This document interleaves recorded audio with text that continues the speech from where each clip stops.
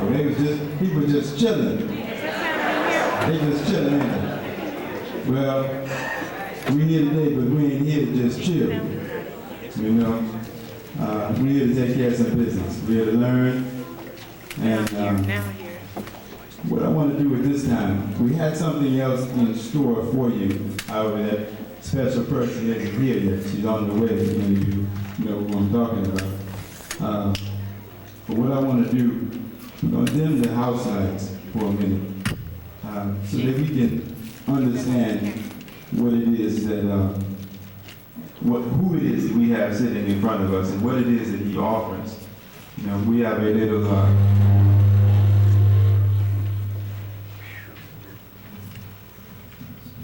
multimedia presentation video that we are going to show you for a few minutes. I'm sure you're all going to enjoy it. All right? Go ahead, turn the TV on.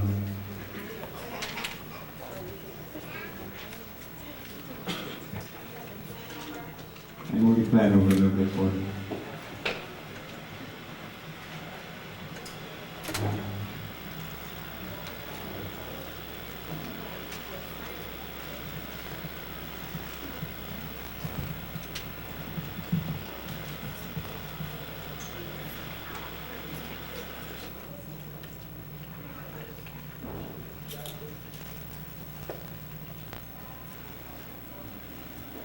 These three items that we will present to you today that plays a very important role in our method of healing and the properties used.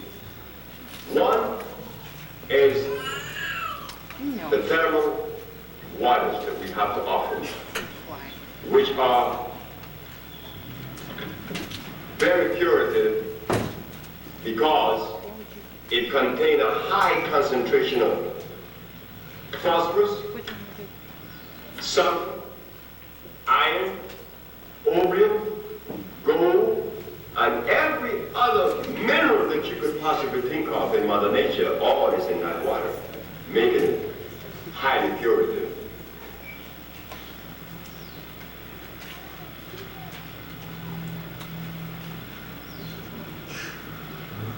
The other is the blue-black vein. The blue-black vein has always been one of my favorite plants in addressing prostatitis and the central nervous system. We will show you the other one, the salvo and the berries that we make some of the compounds out of. So we're going to go and take a little walk to show the thermal waters.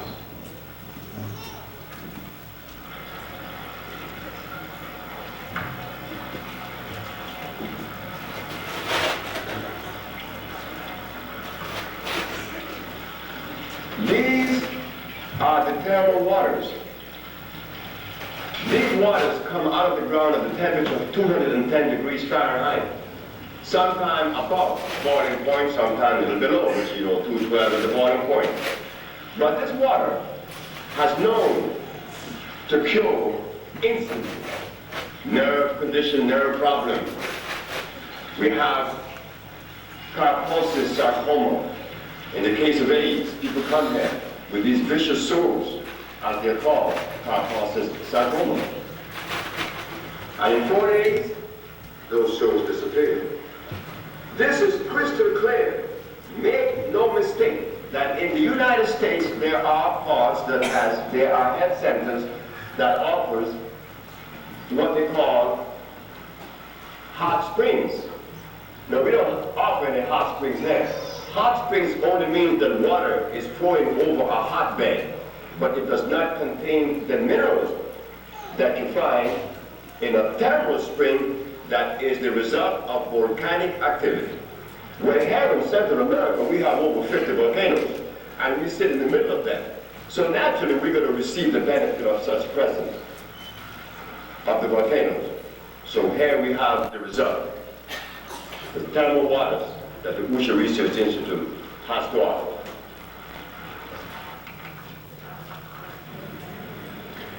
Here is a plant in front of us that is known in Central America by the Spanish-speaking Indian.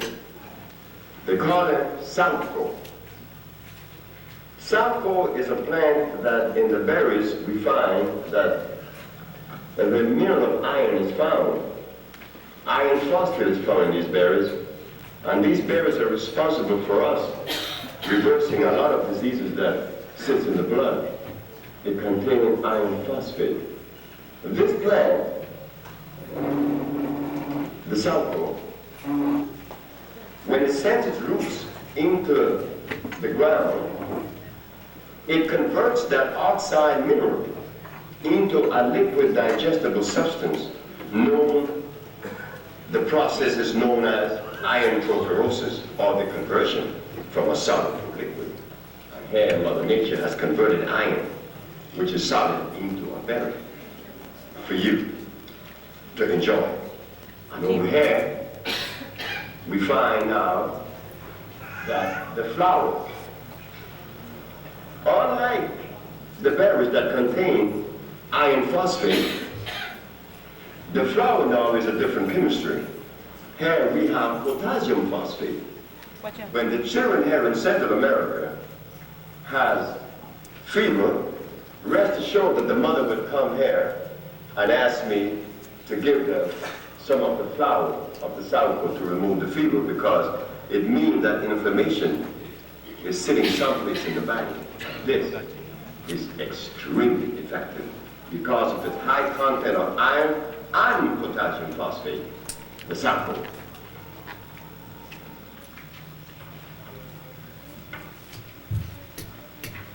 Yes, there we have, out of the bowels of Mother Nature, another gift for us.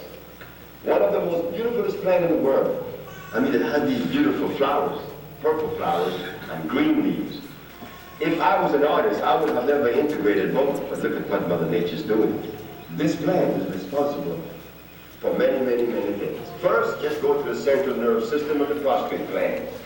This gland is effective not only in the prostate gland of men, but in the reproductive organs of women. This plant, to me, is rather valuable plant.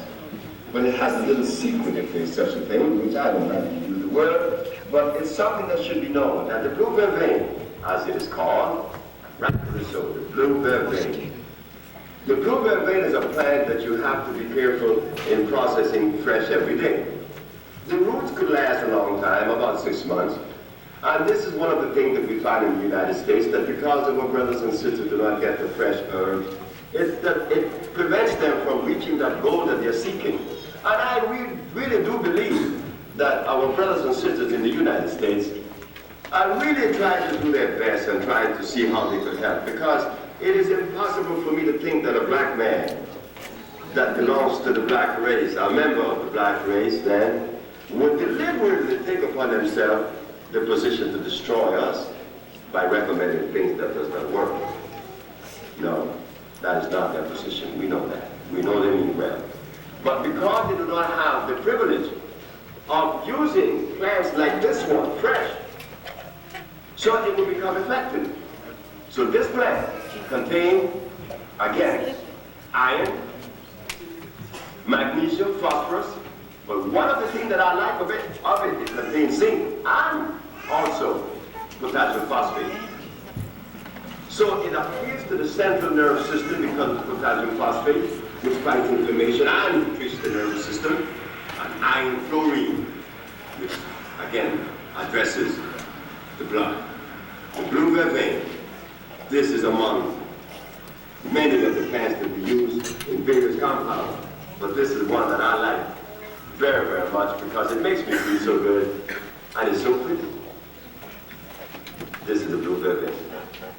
Yes, brothers and sisters, this is the position of Usha, and these are some of the plants that the Usha Research Institute gladly present to you. And this is why we have been useful as we are in reversing disease, because Mother Nature has offered us plants that are electrical.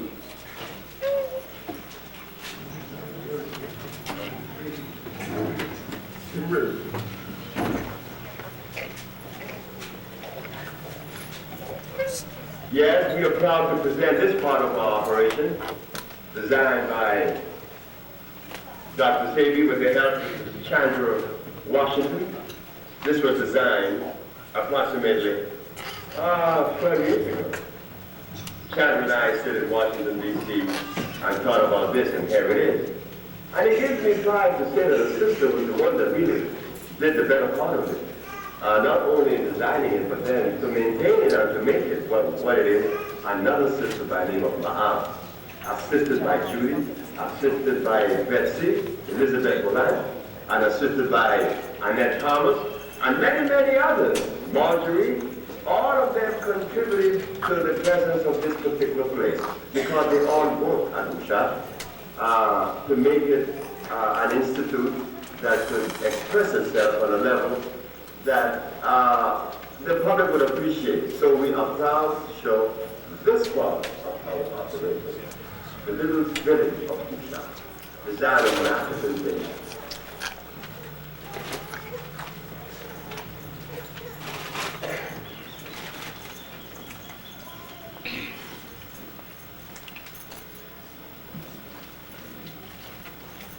Here the beautiful mountaintop again appears at the Usha Research, which is part of the mountain range known as the Nombre de Dios. And in the back, and here in front of us, we see now these little beautiful round buildings, which are the thermal baths. These baths is where you go and take your bath every day individually, tub, and it was designed like an African little village, which is part of our little scheme of thinking. The black men, you always prefer around in the square. And we have 6 beautiful little bathtubs that definitely have done for you and for others that which one expects.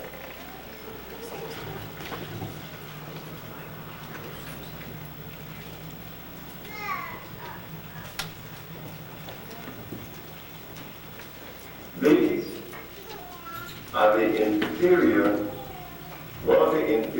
of the thermal bath. If you notice, if they are made on a half-moon structure, we split the circle in half and you get a half-moon. It is here where people come and experience relaxation instantaneously. Stress leaves once you enter this water because the presence of the minerals plus the pH being a pH of 8.8, which is one of the highest attainable pH on the hydrogen ion concentration scale. pH means hydrogen ion concentration, meaning that your body will be energized immediately with oxygen and hydrogen, ionizing it, giving you energy and relaxing at the same time.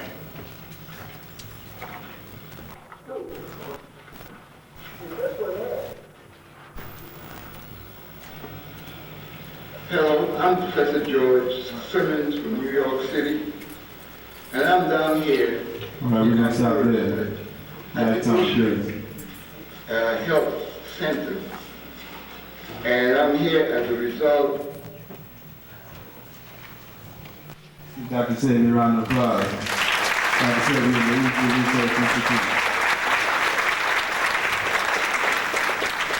We're at the point in our presentation today where we were going to have a very special testimony.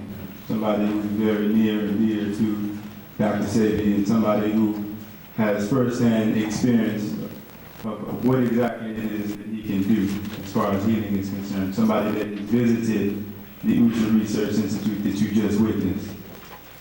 At this time, ladies and gentlemen, we want to bring to the stage our sister, Lisa Left Eye Lopez. Give her a round of applause.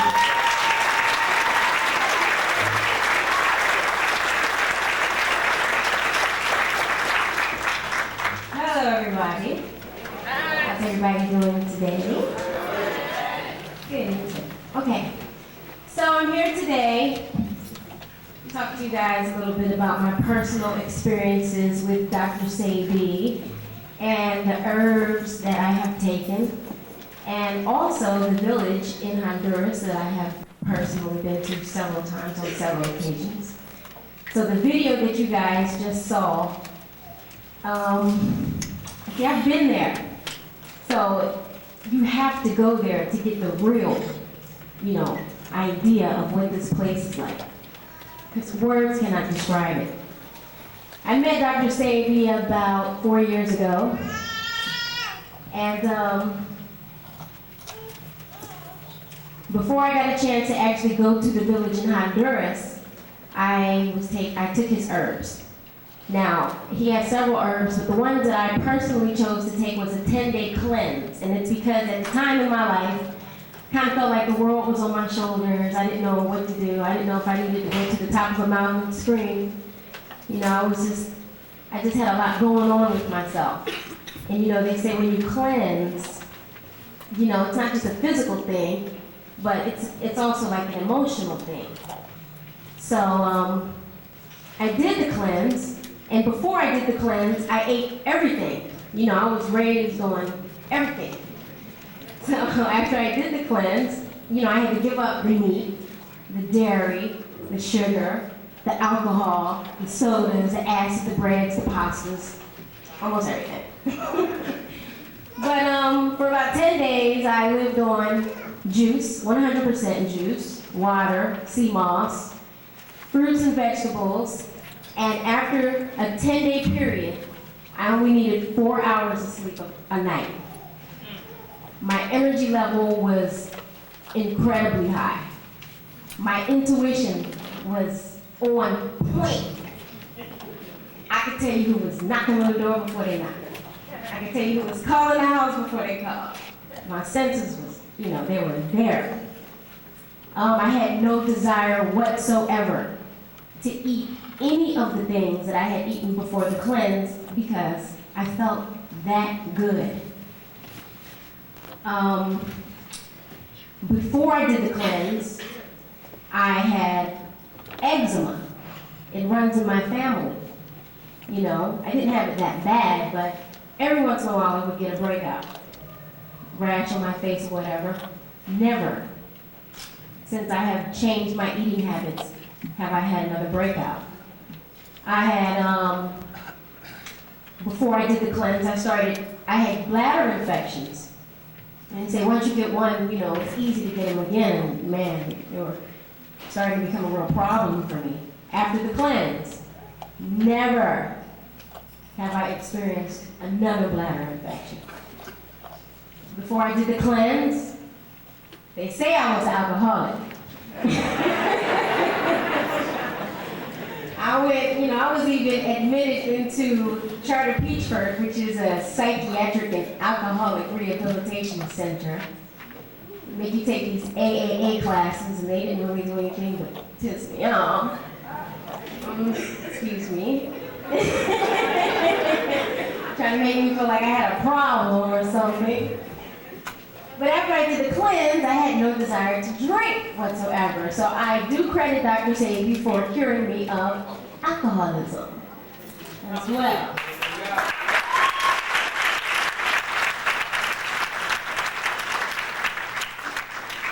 Now, I did all of this before I went to Honduras. Honduras is it's another experience. Once I went to Honduras, the environment, it's a tropical environment, so it's beautiful.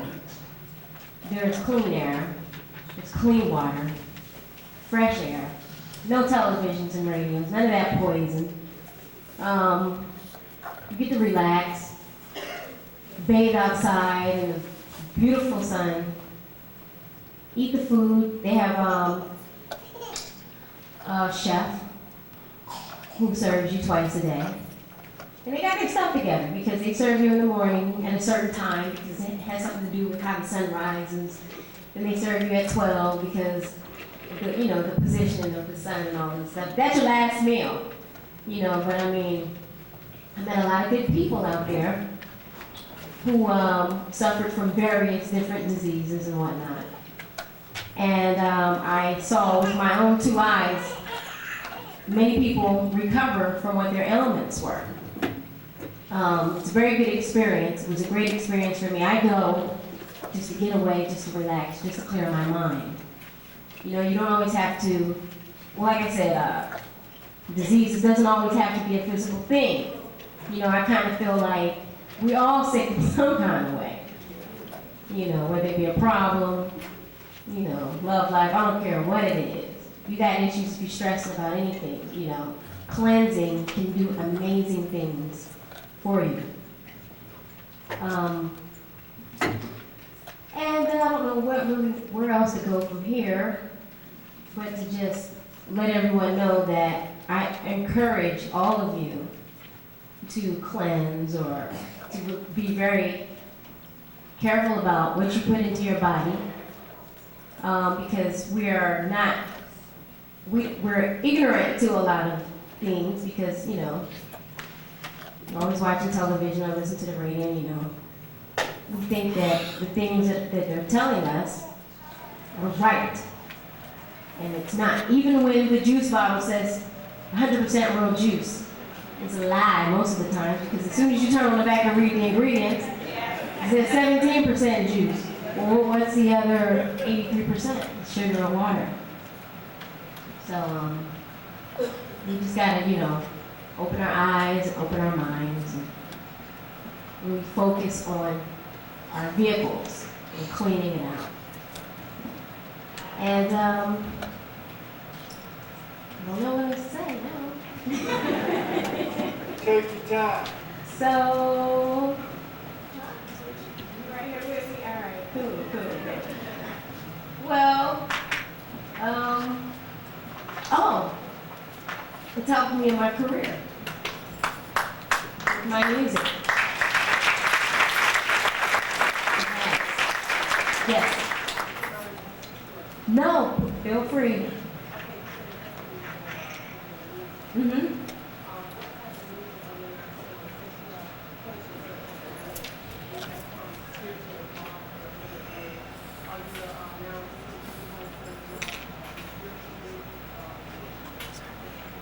Okay, she's asking what type of music am I going to sing now that I have cleansed and gotten in touch with my spiritual self?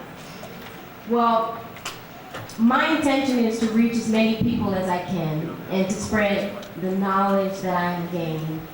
You know, and I like to spread that through love, through wisdom, through my music, through cooking. I love to cook. And I think we're going to do a demonstration today. I'm not sure, but I think we are. And if we do, then I'd like to show you guys a couple of things. A couple of quick, you know, healthy treats that we can whip up in the blender. But music-wise, the cleanse opened me up, you know, because his herbs, they get rid of the mucus in your system, they get rid of the toxins in your blood, they get rid of the, you know, clean your colon out and stuff like that. So when I sing, you know, it's much more powerful. My voice, the resonance, you know, I'm really tapping into something because I'm open. I feel, oh yeah, the power is there. Yes.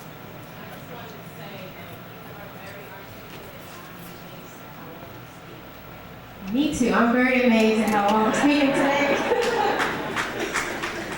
Thank you. I appreciate that. Yes.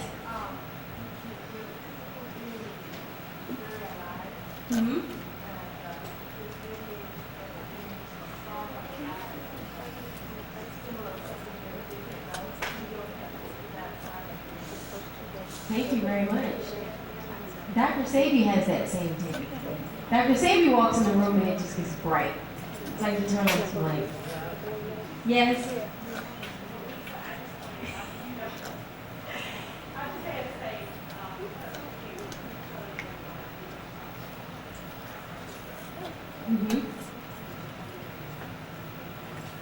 Oh, great.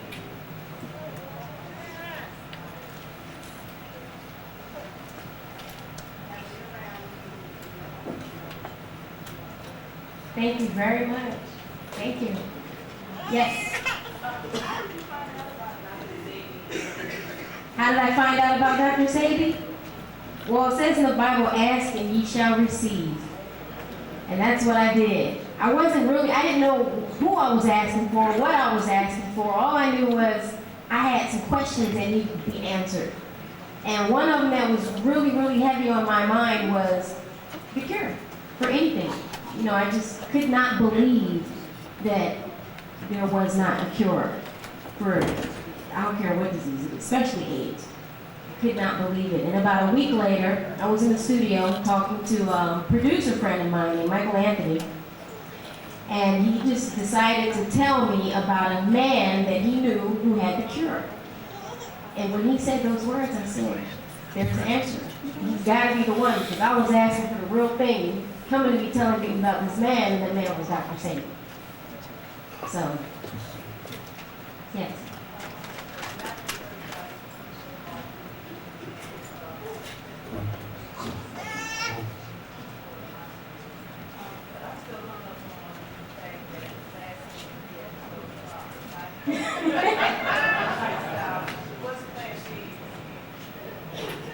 I don't know, maybe Dr. Sebi can help answer that question. I know that if you're cleansing, you know, I think that those things kind of help.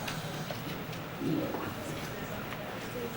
Well, the stars, from what I understand, what I believe, are very important. You know, we all play a part in each other's lives.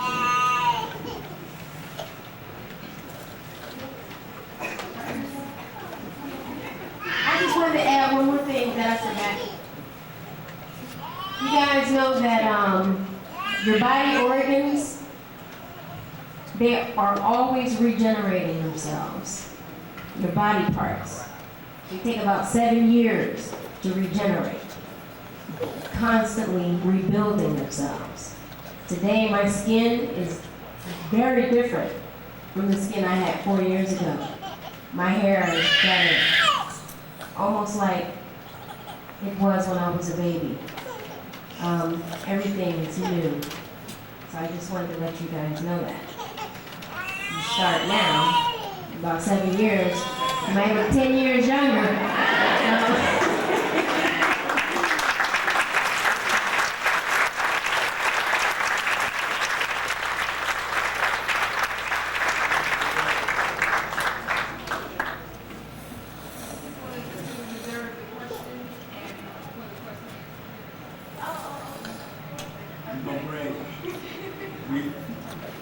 Ladies and gentlemen, we're going to bring Lisa Lopez back. After the intermission, she's going to be preparing some food and some smoothies and stuff for us.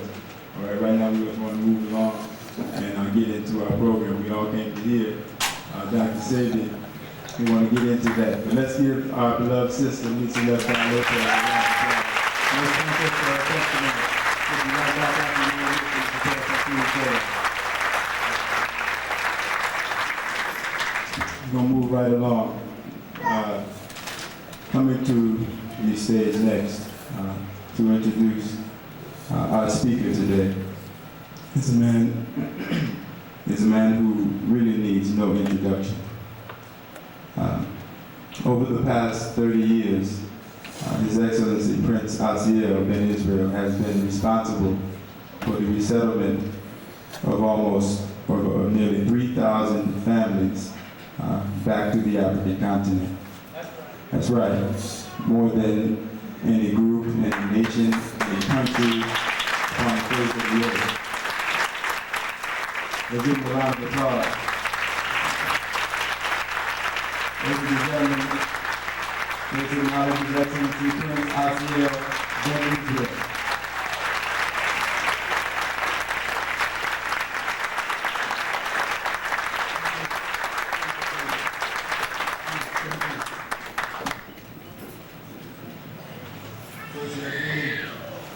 Give all honor to our God, to the great, mighty, beneficent God who has caused us to be like this, to be open for change, to be open for growth and development. I want to thank Prince Ron and the Hebrew Israelites here in Atlanta for creating this environment for Dr. Sebi to come to you, the family. I had the great pleasure this afternoon of having a chance to reconnect with my brother, my friend, my doctor, fellow servant to God's people. And I wanted to see how could I put it in historical context. Because sometimes we forget that God comes in the form of a man, which is what he said again. She prayed and a man appeared. That's important to understand. Because let's take a little historical journey about black men. Because sometimes I think we're afraid to trust black men. Black men, historically, for those of us who have been searching, have been in the forefront of change. Whether it was the building of the pyramids, whether it was the laying out of Washington, D.C., whether it was the refrigerated car, whether it was the cotton gin, or the shoe machine that laced the shoes. But sometimes when we get into the area of health, we've forgotten that in this city, at the turn of the last century, an African-American man proved that he could isolate blood plasma.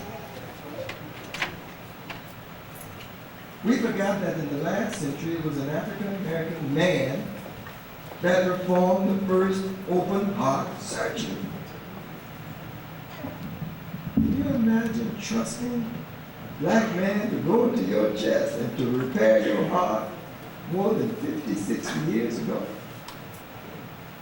We forgot there was a black man that wrote the formula for liquid fuel to propel the rocket into space. But flip it over, and black men lead in 8 of the top 10 cancers. Yeah. The only 2 areas we're not leading in is cancer of the breast and what else? Cervix. And because some men are switching their sex, they're catching up in that area. Now something's wrong with that. The same man that enslaved you will not be the same man to save you. That's right. And modern medicine is the problem. The problem is that you're going to this problem for a solution. And the reason I wanted to frame Dr. Sebi is that he had to be a man that Harvard and Yale and MIT couldn't take credit for. He had to be a man that only the Spirit of the living God could confirm that he was from him. Imagine now that here we are in the 21st century, and we are the sickest. Remember now, the black woman last year was certified the most unhappiest.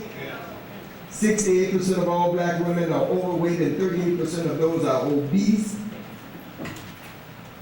Diabetes is an epidemic in the African American community. Well, we wanted Dr. Sebi to have a working model.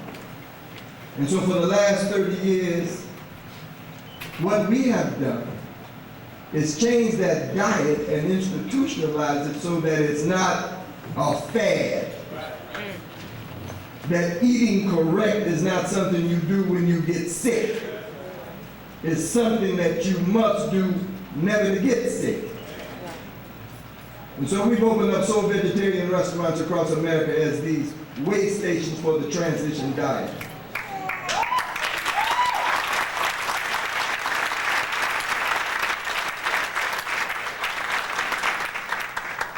These are not institutions that are designed for profit, but for the development of a people. And so I said to Dr. Sebi today that everywhere he goes across this country and across the world, because we're in 5 countries in Africa, that he can stand on our shoulders and say that this is part of my team to prove for in the last 35 years, not one case of cancer in our community. In the last 35 years, no venereal disease, no prostate cancer, not one stabbing, not one shooting, not one mugging. Getting our mind back, Lisa. And we needed to show you that, because you are great people sitting out here. The next thing the doc and I talked about is that if we don't get rid of tribalism, we can't heal each other. The problem that you see in Africa is that everybody is the dominant tribe. The Europeans overcame theirs in the last century by creating the European Economic Community. The major wars of last century was Europeans fighting Europeans. We're coming to the 21st century where Nigerians are killing Nigerians. Rwandans are killing Rwandans. Liberians are killing Liberians. You and I in America, the Africans here, whether you're Christian, Muslim, Hebrew, or conscious person, must step into the arena where you take off those labels and stand on the principles that God is a God of love, integrity, and justice and truth. So it gives me great pleasure to lift up an anointed Son of the living God and say to you and those across the world that he does not need the certification of the American Medical Society. He does not need the legal authority from the unjust system that qualifies whether or not you can heal African American people or African people throughout the world. All he needs is the support of his people in this room that's willing to trust his words. Because when you go to the doctor here and they give you a prescription, you have no idea what you're taking. That's right. And when they tell you that the patient died but the operation was a success, you're okay with that. Dr. Sebi, we are part of your team, along with Lisa, to say to everybody, we don't believe you, we know. It's a difference. And so in my capacity as international ambassador, not just for the African Hebrews, I speak for black people all over the world. All right. I want you to tell me, Marcus Garvey said, he looked out and said, where's your president? Where's your army? Where's your navy? Where are your men of big affairs? He said, I saw none and I declared myself president. Well, I'm saying we are about to introduce the Minister of New Health and Wealth for our people, Dr. Sebi.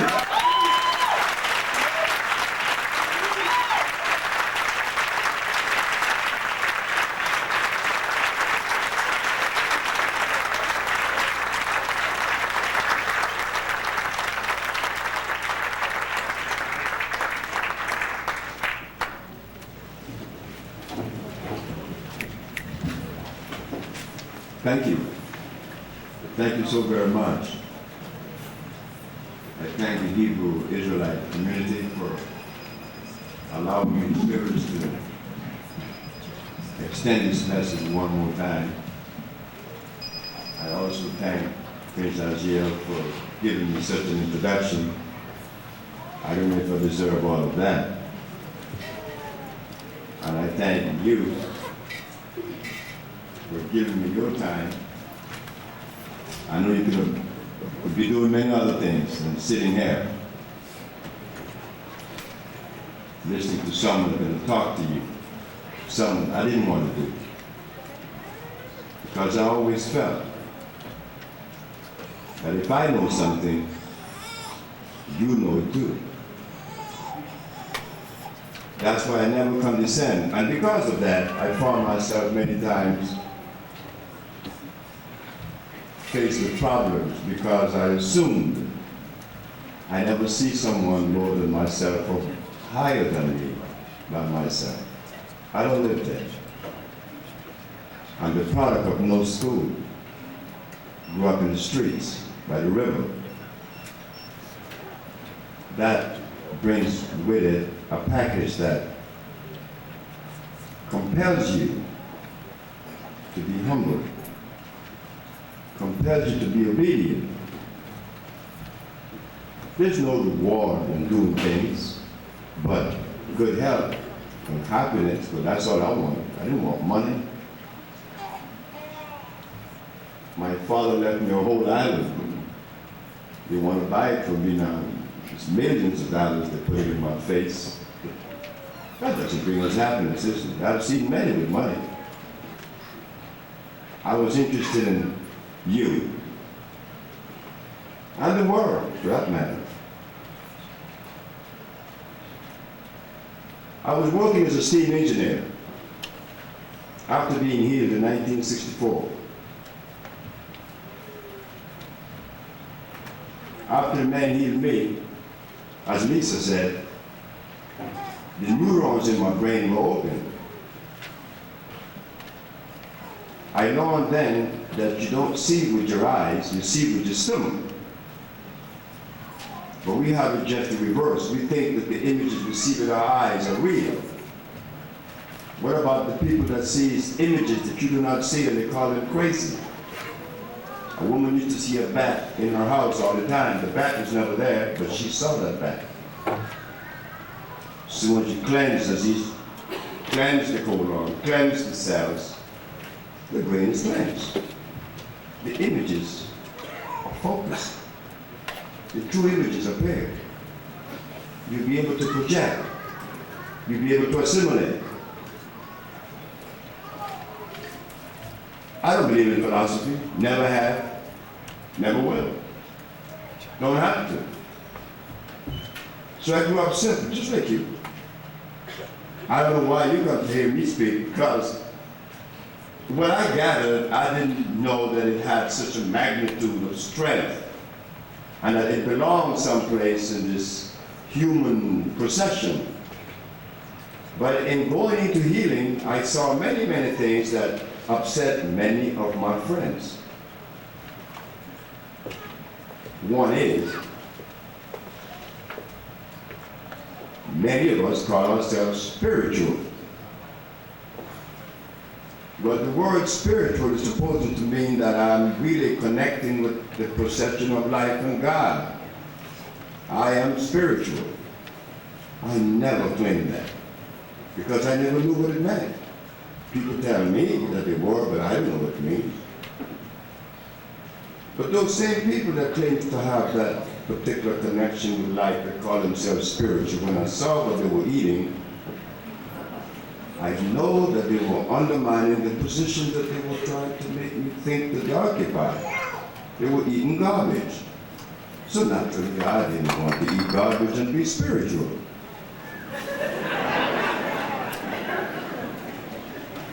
When I was a little boy, like I questioned everything. Why did God make a male and a female tiger, a male and a female hog, a male and a female, not hog, but a wild boar, a male and a female elephant? But when it came to me, I asked my mother, why is it that I have to give up a rib to have a wife? Didn't make sense to me. And what doesn't make sense to me, I'm going to question.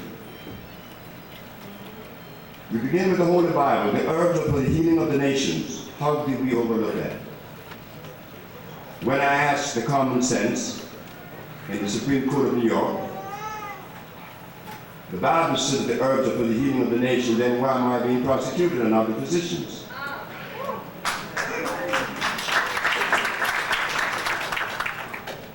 Furthermore, I asked, is it a fact that the father of medicine, who's known as Hippocrates, said yes? Did he use herbs or chemicals? Said herbs. Then why not Dr. Victor Herbert and Company being prosecuted with me? Why I have to be the one that's considered the violator? Questions need to be asked, but because we were not prepared to ask questions, they gave us everything, they tell us everything, and we believed it. We had to believe it. It's not that we are ignorant or we are closed-minded.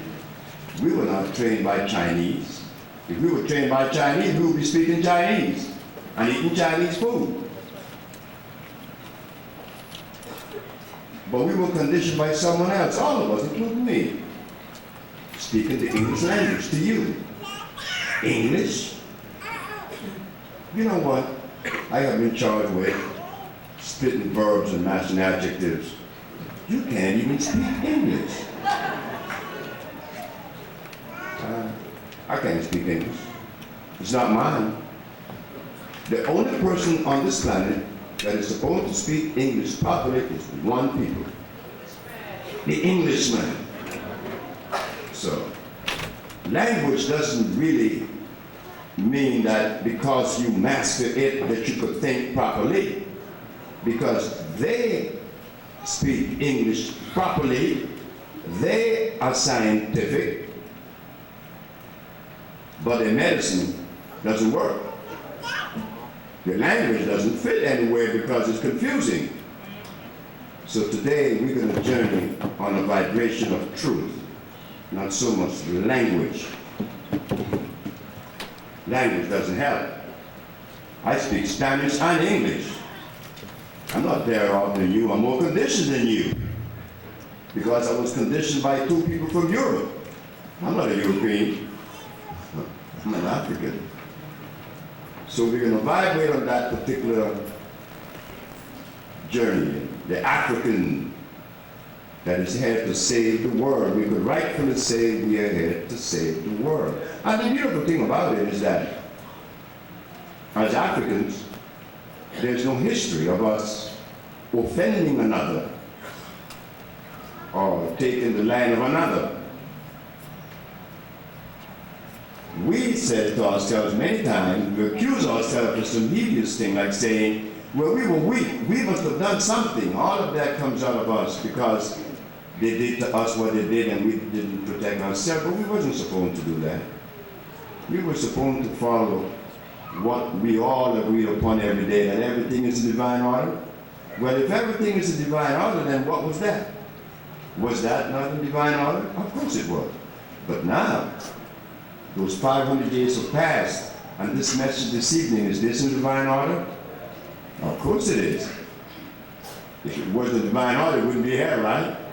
And I praise God and thank God that it is in divine order because I was deadly sick. And that is how everything began.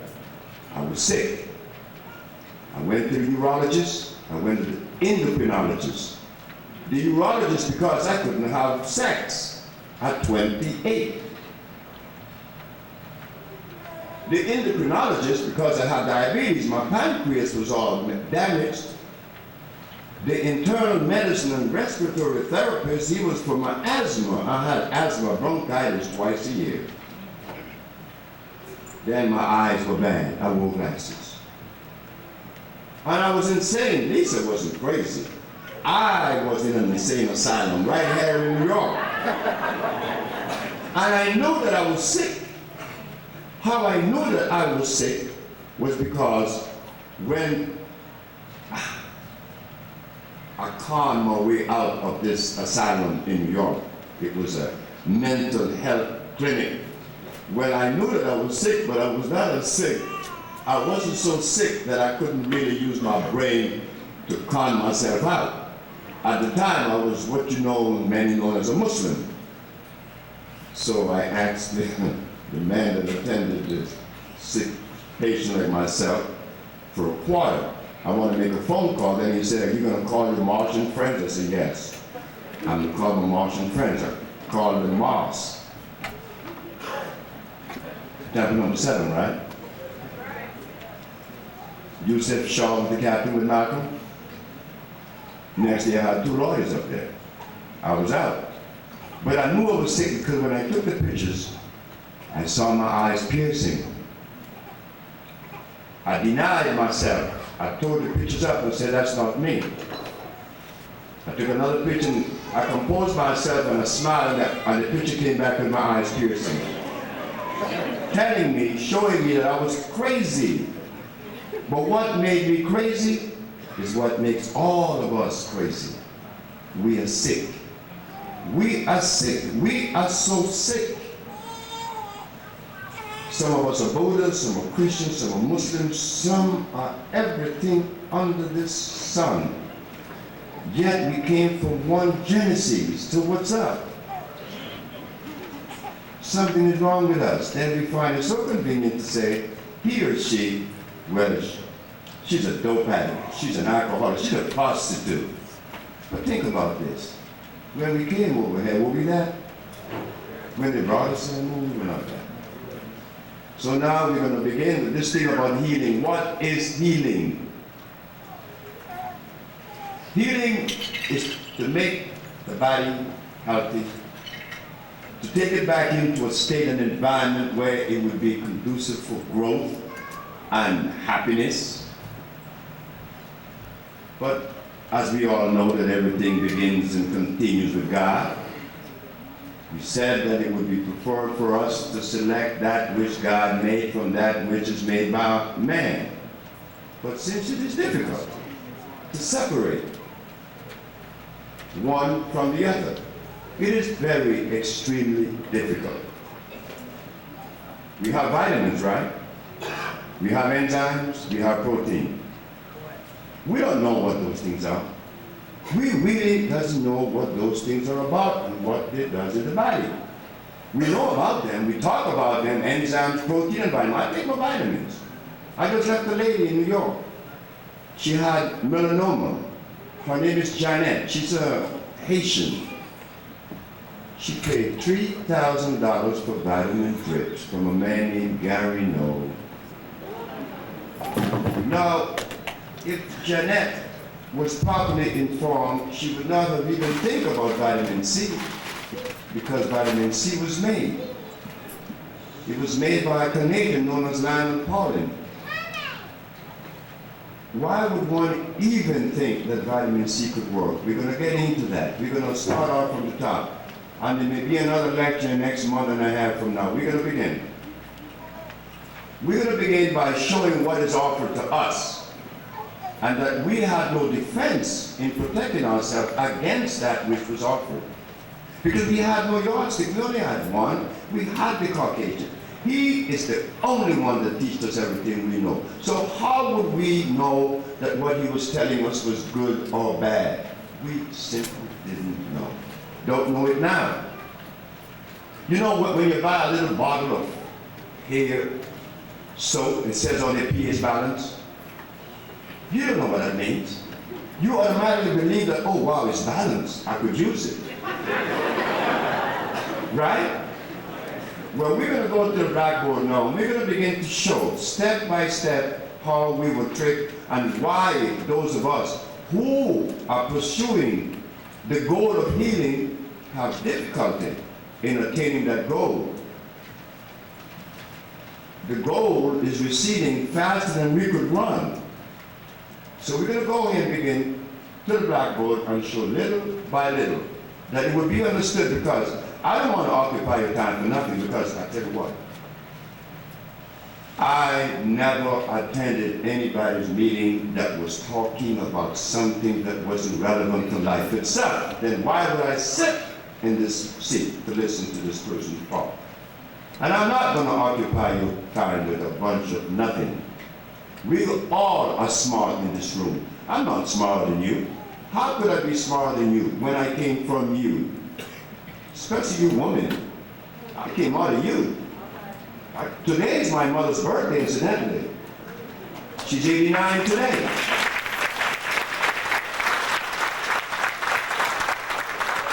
So I can't turn around and tell my mother that I'm smarter than her. So that shows us that we've been living by a philosophy that is hindering the growth of the family, because one gender was placed above the other. Animals doesn't play that. But we did. And I was guilty of that too. My early wife, I know they must have suffered. I didn't hit them, but I called them names. And I was angry at them most of the time. Why was I angry at them? I was the one angry and didn't know it. Didn't know it. Like most of us in this audience today, we don't know that we're angry with stress. We are very stressed. Lisa teach me a lot about me when she came to me.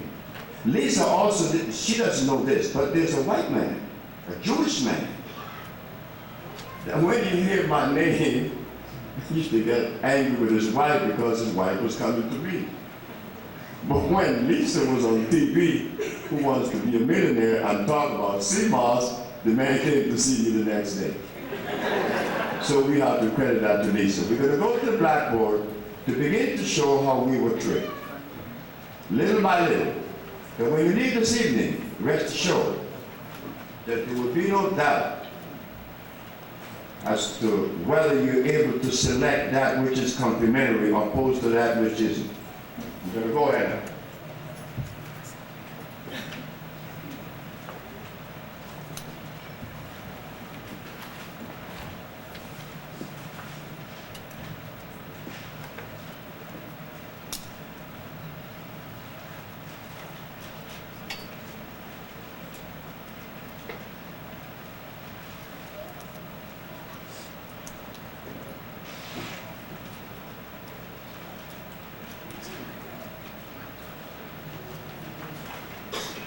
pH.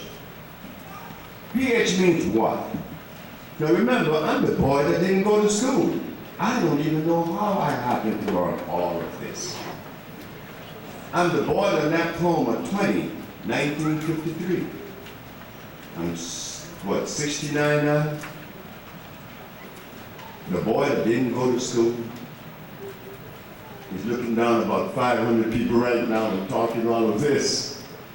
Where did he get this from? Well, when I left Honduras, I wanted to see the world, so I became a merchant seaman. And I traveled the world, but I didn't want to be a cook. I didn't want to work on the deck. I wanted to go in the engine room. I selected the engine room, and as an engine room maintenance, I would wipe the floor and change the filters because that's all I could bargain for. I didn't go to school, so I couldn't ask them to put me in a better position. So I took tests. The first test, I became an oiler. The second test, a fireman and water tender. The third test, I became a junior engineer. The fourth test, I became a third engineer. And I became a steam engineer unlimited. And that was all accomplished in 6 years. When I left the ocean, 4 years later, I was an engineer. On-the-job training. I went to Los Angeles and I worked for the county of Los Angeles for 10 years as an engineer. As an engineer, you are supposed to know the value of pH, hydrogen ion concentration. And the reason why you have to know that is because the water in the boiler has to be slightly on the acid side, not too acid, just slightly on the acid side.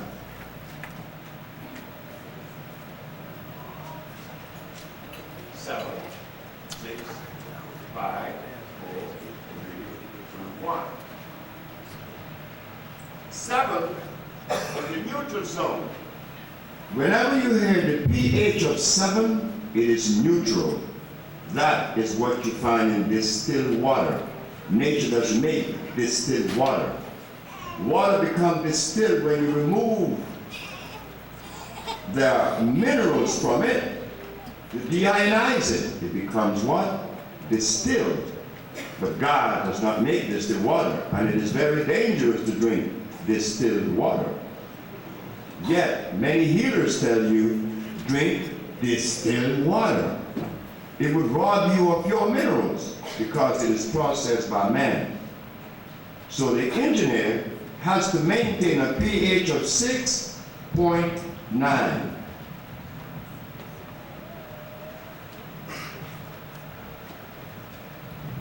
Right there. 6.9. The purpose of that is that if that life is so powerful, that if the pH of that water in that boiler is 7.1, put acid there, alkali,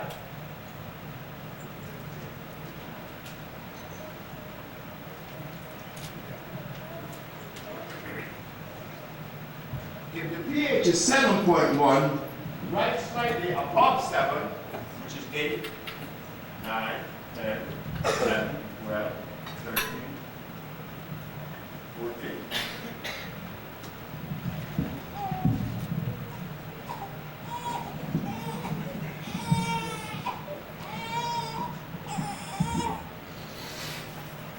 If the pH is slightly on the alkali side, the tubes in the boilers will begin to grow light form.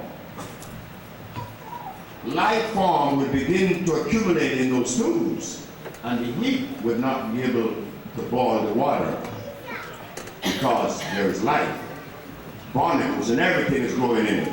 You would think that the water is 450 degrees Fahrenheit, yet because the pH is 7.1, light would still live, telling us that as hot as the water may be, 450 degrees Fahrenheit, light live in it. If it's alkali, yes. But if the water is just ambient temperature by 80 degrees, and the pH is less than 7, that water is acid. It's no good. So common sense tells us that if this is the acid side, this is the alkali side, the herbs that you will use to heal would be on what side? The alkali or the acid? Alkali. The alkali? Right, I would agree. But guess what happened?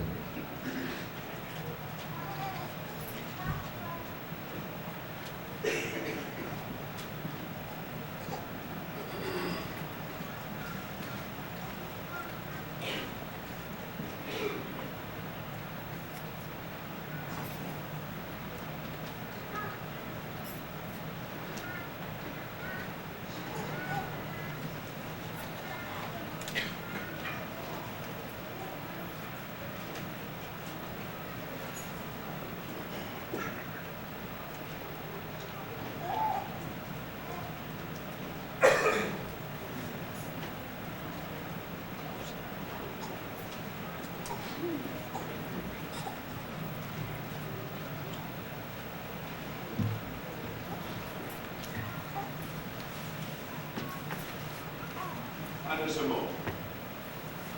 There is some more to that. Now, you go to the healer, they will tell you, well, I use garlic for lowering your pressure. And they say it so intelligently. We see garlic lowers the cholesterol. And then you take it because you believe what that healer said. But the healer believed what the book said. But garlic has what? An oxide known as allyl. Oxide of allyl. An oxide is what? Poison. It's dead. Oxide of allyl. A-L-L-Y-L. Oxide of allyl. Now, how many people knows that? Very few of us. Old folks like myself, 69, we know that if you put garlic on a knife and cut someone, the wound will never heal. You put garlic in a bullet, you shoot someone, and sure he will die. So what do you recommend? The book. That book. Comfrey, aloe vera, carrots, all these things are poison, they were made. But how many of us know these things? We don't know. So the healer gets angry with me because he's been recommending these things for years. What do? I can't compromise, isn't it? So as an engineer, the pH is crucial, very critical. So what I did, I said, well, if this is true, which I could see in the boiler tubes, then I'm going to take the pH of herbs. And the first herb I took was this herb right here, comfrey. Everybody used comfrey. It was 6. 6. Comfrey is 6. Garlic is 3.3. Very acid. Cod milk is 6.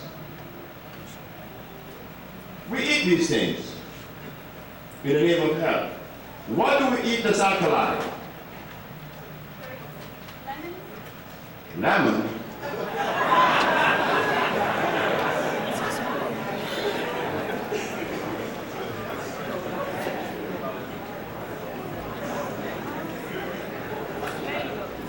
This is why I couldn't be spiritual, because spiritual people eat all of that.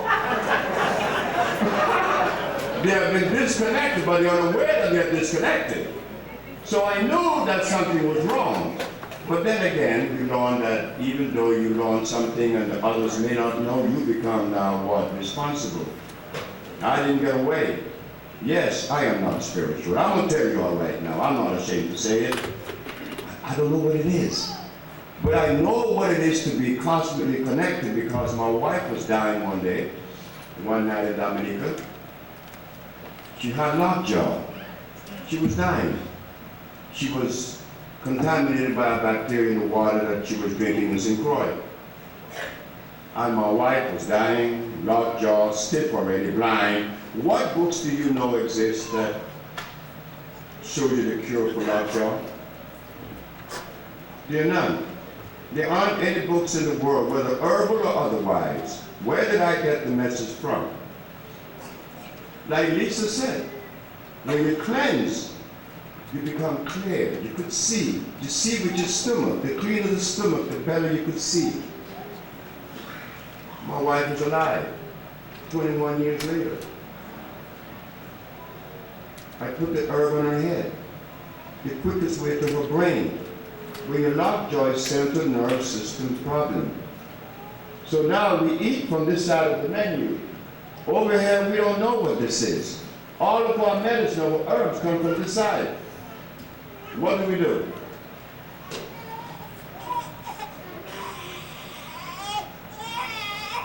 We have to go back again to the classroom of life. The physician gives you a chemical, but the chemical he gives us is what? They are protoplasmic poisons.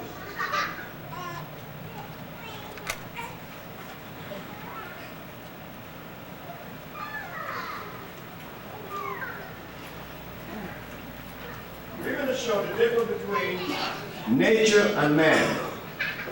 The medicine of life and the medicine of man.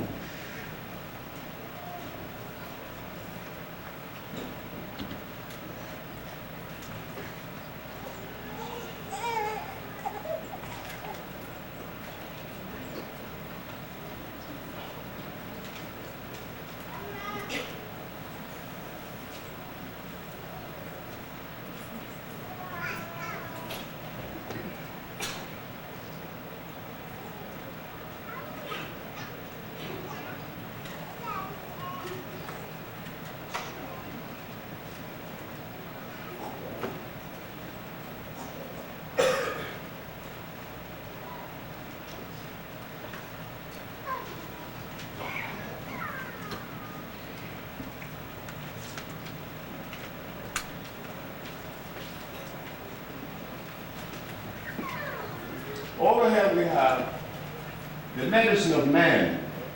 Arsenide, cyanide, antimony, and mercury. This is what all of your medicines are made up of. These four protoplasmic poisons. They are acid. They're godless, ungodly. Over here we have phosphates, carbonates, iodides, and bromides. These you find in natural plants. These regenerate cells, as Lisa said. What these does is to help the body to regenerate.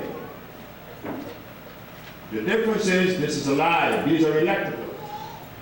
Because they are alkaline, they are electrical.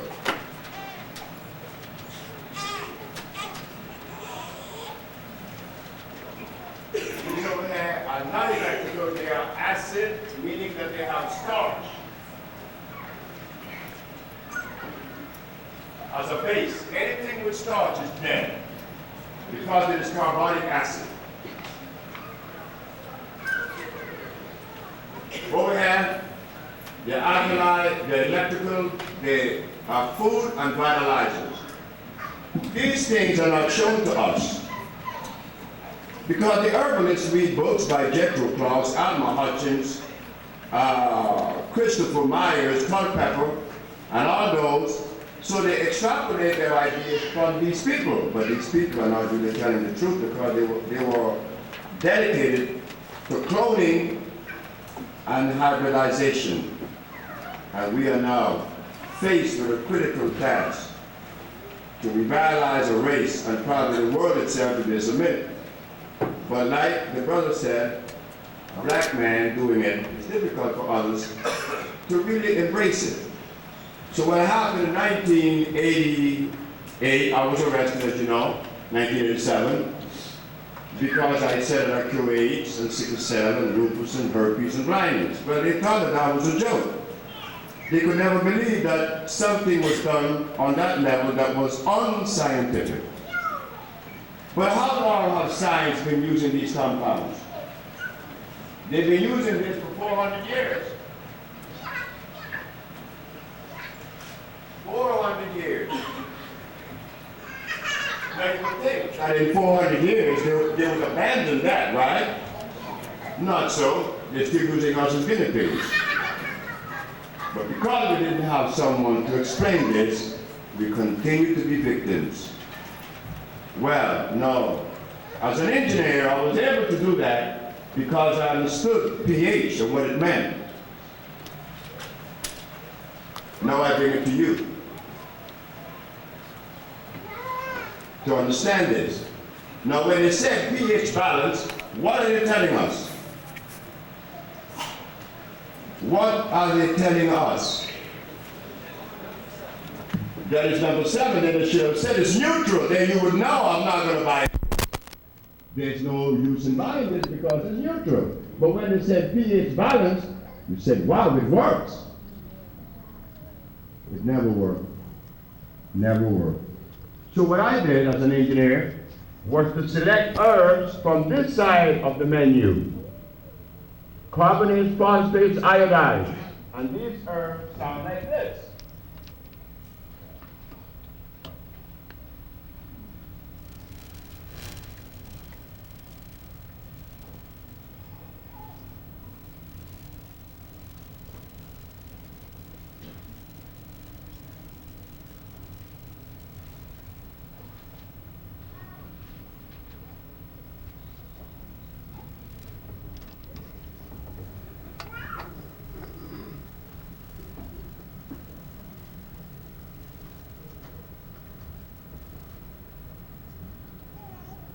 These are only few. I have here burdock, cocoonmaker, I have the guaco, I have the popa, I have the marula. These are few. Some of these are African, some are Central American. But what I did is to find the herbs that are electrical and natural. No peppermint, no burdock, no aloe vera, no vitamin C, vitamin A, B, C, D to Z. That doesn't work because the body only has minerals. There's not many vitamins in it. So you see, the body doesn't need any vitamin. What the body needs is a mineral. Because when you are sick with rickets, your bones, it needs a mineral. They call it calcium, am I right? But what about your prostate gland? It needs what? Zinc. But what about your brain? It needs copper and carbon. What about your blood? It needs iron. And so it goes throughout the whole biochemical makeup of the body. The body needs minerals, not vitamin. Why does the body need minerals? The body could only assimilate minerals. Why? They are electrical. They are natural.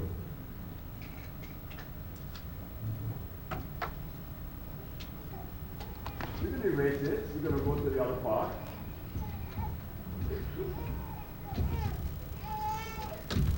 We're going to go to chemical affinity to understand what is chemical affinity.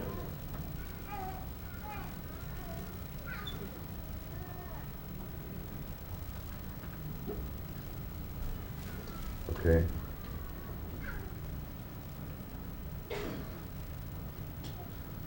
Chemical affinity. We hear this word like we heard the word pH, right? pH value, the pH value of a substance. We hear it, we hear it, we hear it. But we still could not assimilate it quite well. What do they mean by pH? Now we understand what they mean by pH. The concentration of what? Hydrogen. If the concentration is less than 7, it is what? See? If it's more than 7, it's light, it's alkali, it is electrical. Now we go into what? The word, another word that we hear, affinity. Chemical affinity. It's simple.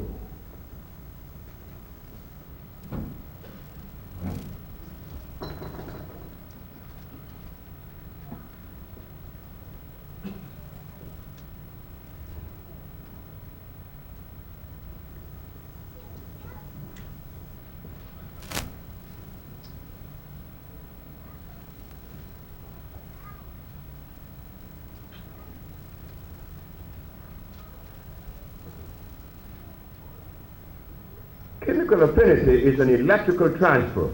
It means this. This is affinity. Each one unites with his own kind.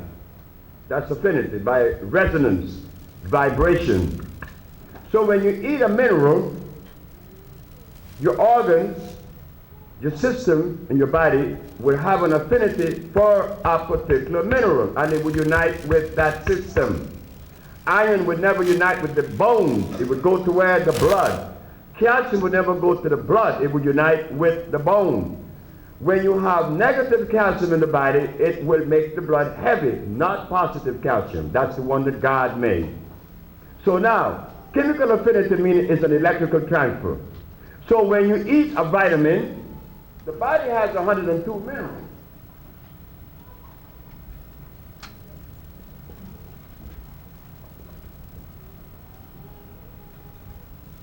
And they range from copper, opium, the whole mineral range, right? But in that mineral composition arrangement, you would never find vitamin A, vitamin B6, inositol, you would never find protein. So we ask the question, what are these things? How would they unite with the body? There's no affinity. The body's not made up of vitamins. It's made up of what? Minerals. Not vitamins. There's a difference. A vitamin was made in the laboratory. Your body was made by God. So what's happening here? If God made us, then who should make our food? God. So therefore we have to go to what? Chemical affinity, the live plants. But now, I take vitamin B6, B12, inositol, and all that, and we think we're being intelligent by doing so, but we're not. We need help. We need lots of help. Never worked. So when I was asked, Dr. Sebi, why do you say that there's only one disease? I said there's only one disease. Because if there was two, I would be the last person to address them properly because I'm the one that didn't go to school. I make things simple. I'm not a scientist. Scientists are the physicians. I make things very easy. I break things down to what? The least common denominator, the lowest denominator. Make it simple, stupid. But that's me. You see, I have to make it simple. So understanding that the body is composed of 102 minerals, then if one mineral is deficient, then you replace it. Like in the case of sickle cell. Right? Okay. Iron. So we understand that the body accepts things electrically. So when you give the body vitamin A, B, C, D, the body doesn't know what to do with this thing. There is no affinity.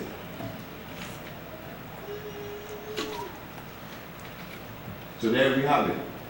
Another lesson that was confounded in our brain. From this we go to the other one. We go to this other part.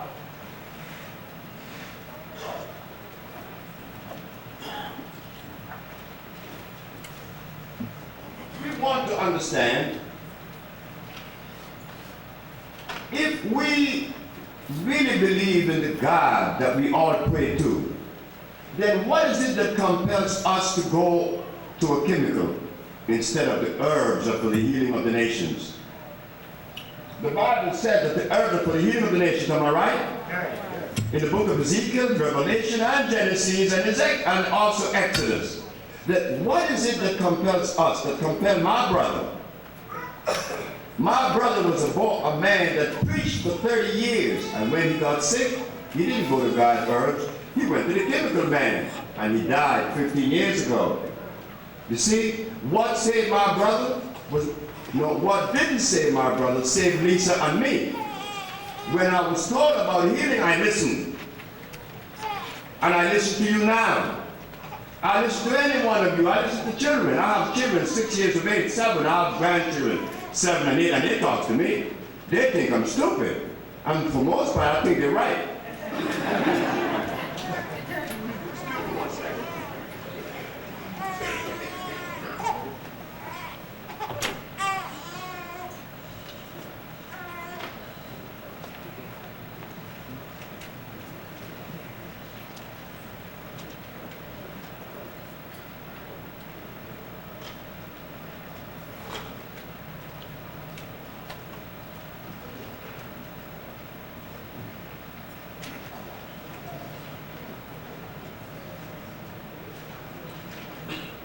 So, we ask, what compels us to go to the chemical man?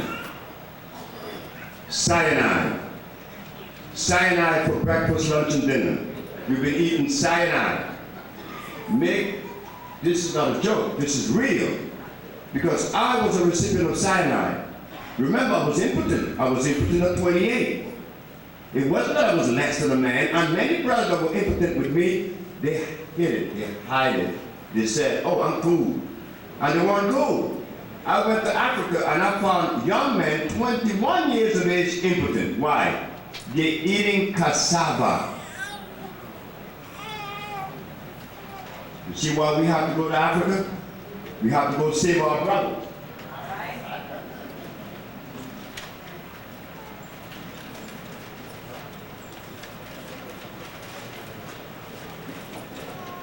Cassava is straight cyanide, nothing but starch. In Africa, they make a powder out of it, they boil it, it comes like a paste, they add carbonate to it, they put sugar in it, and put it in the baby's mouth. So what's going to happen to us now? What's going to happen to us where this is being perpetuated? This poison that was made by the Portuguese that we didn't know that was poison. What do? Just go back to God. The herbs, just find the herb that God made and the food that God made. Where God made many, many foods that we are unaware of. Like for instance, as a grain, we think about the African grain, which is very good.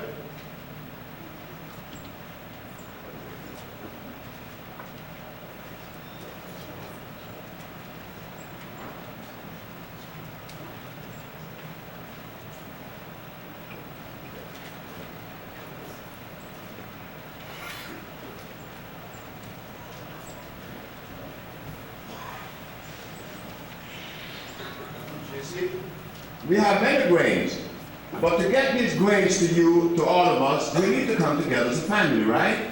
And create a co-op. That's why this place is so instrumental, because they'll be carrying this food. These are natural grains. They are spaghettis that are made from these things, that are starch-less. We want to stop the starch. We want to stop the starch, because the starch is what makes us angry with our wives. But first with ourselves and our neighbor. First with ourselves, then our neighbor, because of the starch. So, before we could go on to this thing that we call peace and understanding, as some prefer to say overstanding, how do we overstand when we're eating this? Unaware that we're doing so. So, when I was arrested, I went to the Supreme Court in front of the grand jury, indicted, practicing medicine without a license. I'm supposed to be scared. selling products that are approved by the FDA and claiming to cure AIDS and other diseases. Of course I cure AIDS, not only once or twice, many, many, many times. Then you may be surprised. This man says he cures AIDS. But of course, I have the diagnostic sheet to show you.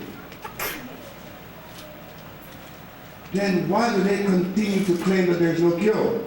But then, in establishing that cure, I said there's only one disease. And they jump sky high. The man is insane. He's unscientific. I said, of course I am unscientific. But if science had to be the barometer to reverse pathology, science had 400 years already. I am not blaming the physicians. The physicians could do a better job than me in diagnosing you. I don't need to diagnose you, but you have these machines. But when the physicians decide to recommend a prescription, the physician no longer have the power to tell you what's good for you. The laboratories, the pharmaceutical laboratories are the one. How does the physician know that the pharmaceutical laboratories are producing a product that is consistent with you? No, he doesn't know. You come to the better part now. Is it a fact that the credit was given to one Hippocrates for curing diseases? 300 years before Christ was born. He was the man that was given the credit as being the first doctor. Establishing the principle of medical science. Am I right? Of course I'm right. This is history. So the physicians who took the Hippocratic oath, is he indebted to that particular precept? I asked the judge in front of the physicians. I'm being prosecuted today, Your Honor, but the physician that took the Hippocratic oath is in violation of that oath, and he is not prosecuted. Why me? I was not being a revolutionary. I was not being an abusive individual. I was asking a question that needs to be asked. Then the judge looked at the physician and asked, do I get a response? There was no response. The judge said, if this man does not get a response from you, I will let this man talk for the next remaining 4 hours, uninterrupted. But that's what I wanted, dragging his mouth. So we begin. We're going to begin by showing the difference with the medicine of the Occident and the medicine of Africa. We show the difference.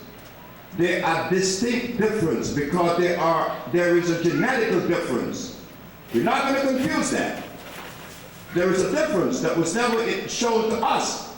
We've been eating everybody's food, we've been taking everybody's medicine, but yet the gene is different. Yet they tell us, many of us say, well, we all the same, we all one.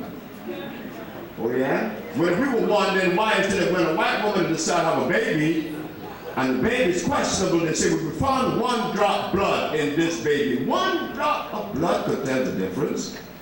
Well, what kind of blood is this?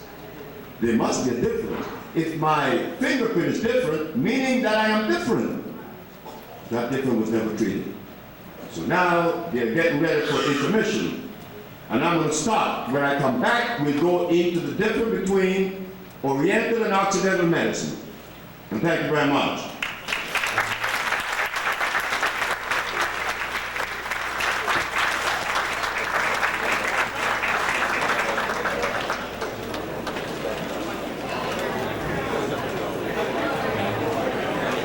Let's see if I can save a round of applause. Ladies and gentlemen, we're going to break for about 15 minutes for intermission. Please patronize our vendors. We have our vegan food for you in the back. Dr. Sebi's herbs are on sale. We have books and videotapes and audio tapes and all those things that are on sale throughout the room. So we're also going to have a raffle during the intermission. I think they have some really nice things to wrap it off. So we'll be back. See you in about 15. Thank you.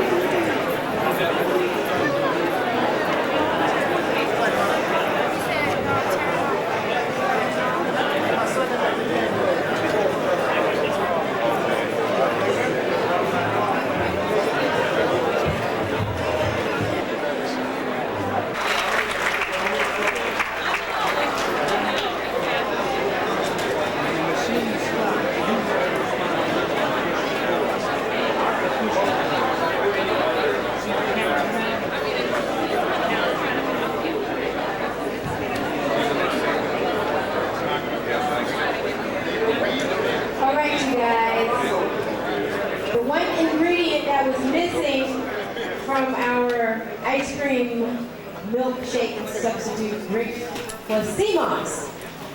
I didn't have any powdered sea moss today, but usually I put sea moss in the milkshakes or the non-dairy shakes. And sea moss, like Dr. Sebi was explaining, the body is made up or comprised of 102 minerals. Sea moss has 99 of those minerals in it.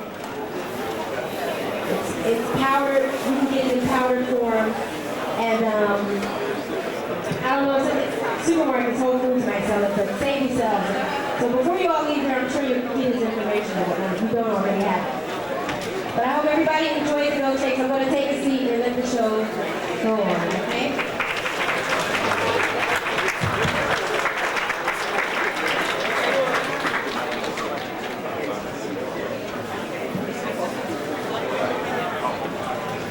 Let's give that guy another round of applause.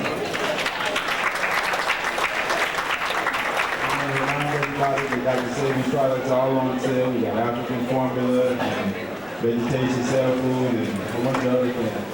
But at this time, we're going to bring Dr. Sebi back to the podium so that we can resume our lesson this evening, all right?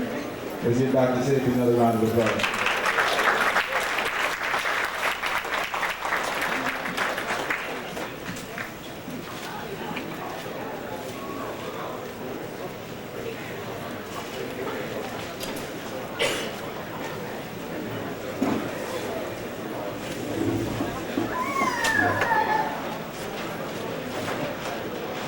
We're back again.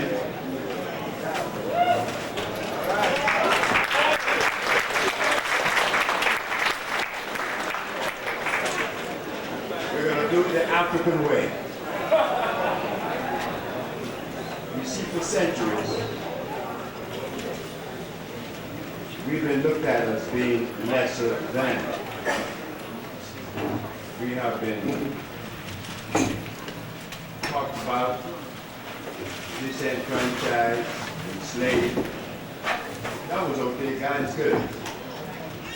You said everything into the mind of the time has come now, the day has come in which we are going to take the responsibility in our hands for the healing not only of our race, which is our primary duty, self-preservation is of our nature. But it's kind of funny that God has placed us in a position, not Dr. Sebi, but us, the black race, in a position to be responsible for the rest of the world. Because it is evident that the rest of the modalities of philosophies has not really addressed disease in the way that we would like for them to. We're becoming sicker every day. But it wasn't the European fault, it wasn't the fault of the Chinese or the Indian people from India. They just didn't have the answer. Nobody had the answer but us. We had the answer all the time. But we were indebted to this cassava and potatoes and rice and beans that we didn't know that these people were hurting us and that it was changing our thinking. So now we're going to go into it. We're going to show the difference with our approach to pathology opposed to the rest of the world, not only Europe. So we're going to go to the blackboard again, and we're going to begin erasing and showing the difference.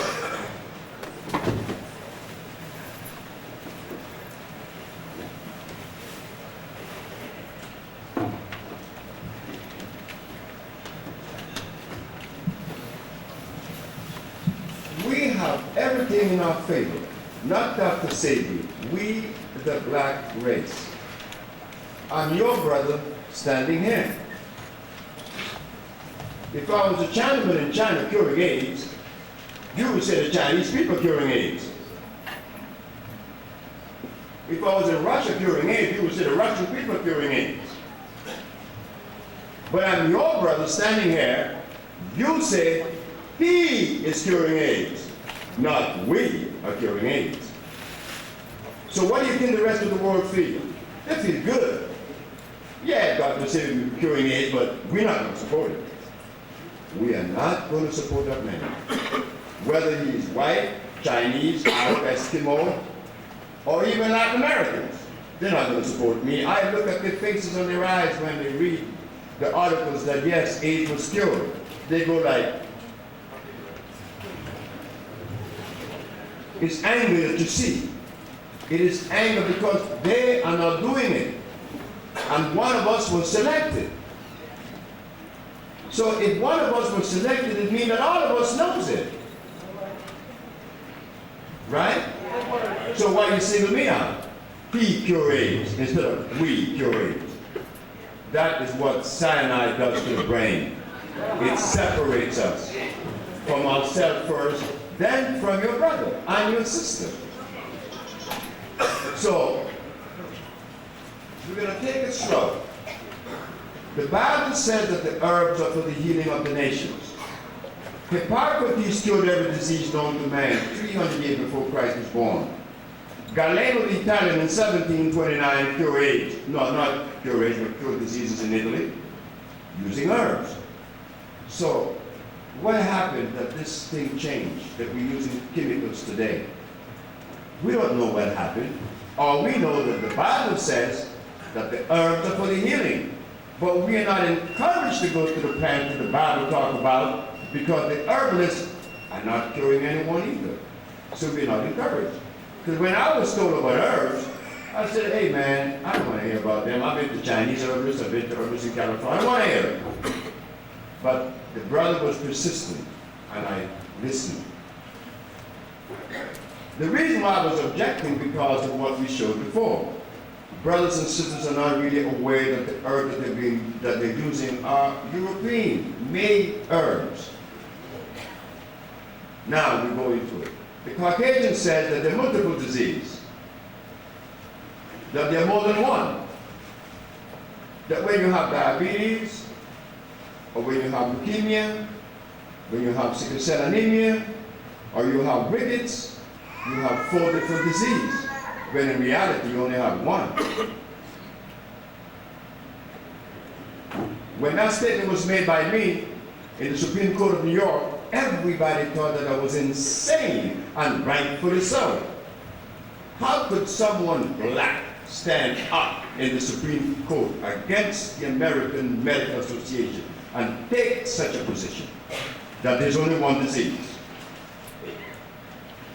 Well, there's only one. There's never been 2. Because when these compounds were put together, they were not put together to target a specific manifestation of disease. They were made to treat the whole entire body. An intracellular chelation. White medicine or European says that there are multiple diseases. We say there is one. And that the one is what? You already know, it's mucus. The brother just told me that he's suffering with a breathing problem. It's mucus that he has in his body. Notice that everyone that dies in a hospital dies with a respiratory therapy, a machine on his nose to help him to breathe, regardless of what it is. Has that breathing machine on his nose. Well, are there any protocol, in the protocol of the physician, are there anything item in there that shows him that it is mucus that caused the disease? None. They are treating a germ, a virus, and a bacteria. Germ, virus, and bacteria. The African says no. It is when the mucous membrane has been compromised.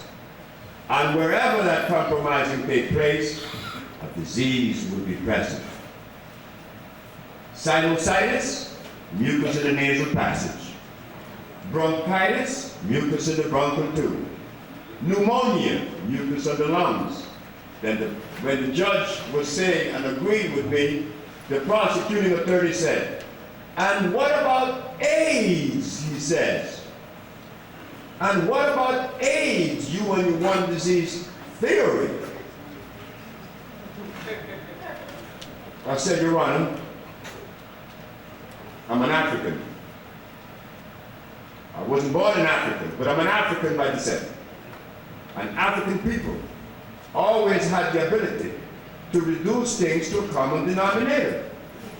I said that there's only one disease. And what about AIDS, the judge asked. Is that one the same? I said, yes, it is. They tell us that acquired immune deficiency syndrome. Acquired immune deficiency. What was acquired?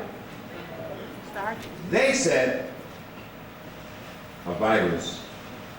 But if it was a virus, or if AIDS is a virus, then identifying the cause of a disease tells you that you have the cure. Once you're able to identify the cause of a disease, you automatically say that you have reached the cure because you see the cause. But the cause, obviously, is not a virus, because they are still working on this virus bit. They have not cured one patient. I says it is mucus that has invaded the immunological system, which begins with the skin, the blood, and the lymphatic system, which makes up the immunological system. No, I didn't have to go to school to learn that. That's all over the place. You know that. It's in everybody's book. You don't have to go to school to learn things. In fact, the village that you saw on the screen was built, I deliberately built that village with 6 individuals. None of us went to school, and I made sure of that. The reason why I made sure that none of them went to school is because I wanted to show the world. You don't have to go to school to be useful. I mean, we were useful before there was a school. The only person that went to school that had something to do with the building of that village, not even the building, was the electrician. The plumber, he couldn't read nor write. Roman couldn't read, he couldn't write, but he was a plumber. I'm not an architect, but I designed it. We made some mud bricks, and there's a village. Just as pretty as ever, just as useful as anything else on the planet. 6 uneducated individuals made a village, built the village from scratch, and brought the thermal waters down. When the engineers told me that I could not bring the water down because I didn't have gravity to my disposal or my privilege to use, because the water was a little bit lower than this mound here. So water doesn't travel up. The water was here, and I have a little hill, and the village is down here. But this hill is undermining gravity. So the engineer said, well, are you going to move the hill that the water would run down? You can't bring the water, Dr. Sebi. So I took one of those individuals in Chilo that built the village. I said, Chilo, we have to bring this water to the village. This engineer said we can't bring it because the water doesn't travel up, which is true. So what are we going to do? He said, well, how many feet is it that is undermining? I said, 10 feet. 10 feet. 10 foot is undermining gravity. Ah, he said, that's easy. What do? We built a trench. We made a trench in the mound, 75 foot long. And we made the trench 12 foot deep. When the engineers came and saw the water, they said, oh, you got the water because you have a pump. I said, no. Your school didn't teach you certain things. And we put that into motion, we have the water. That is how I learn everything. I've never been to school. I don't like to sit in a classroom. I think it's a waste of time. I like to see and put that seeing into action, into motion. Not learn to put into motion. You see and you put it into motion. So I learned that we have to now divorce ourselves, but I didn't have to divorce myself from the philosophy that prevails. I wasn't in it. I didn't go to school to learn ABC and 1, 2, 3 and Socrates and Plato. No, I didn't have that. I just grew up. But in growing up, I was able to see the things that really help from those that hurt. So black medicine says that there's only one disease. And that to treat that one disease, you have to use what? An electric compound. There is an institution in Denmark that promotes such thing. to fight cancer, they said you need electricity. But what they did, they hook you up to this electricity that's being produced by a plant. They have a rheostat in which they step it down just enough, they claim, not to hurt you. So I asked one of the physicians, I said, sir, is it a fact that because we have different, our thumb, you know, this thing we call fingerprint is different? Could there be a possibility that all of us are different in resonance? The answer is yes. We are different. We receive different messages and different vibrations and different levels.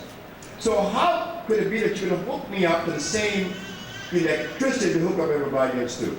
That doesn't make sense. What makes sense, I said, is that you enhance the electrical vibration in each individual that is different. That will suffice because it is consistent with the individual. Your own resonance. We do not vibrate at the same level. Am I right? So your vibration is not the same as mine. So but they couldn't understand that. Elevating the vibration, yes, electricity is necessary, but it has to be natural.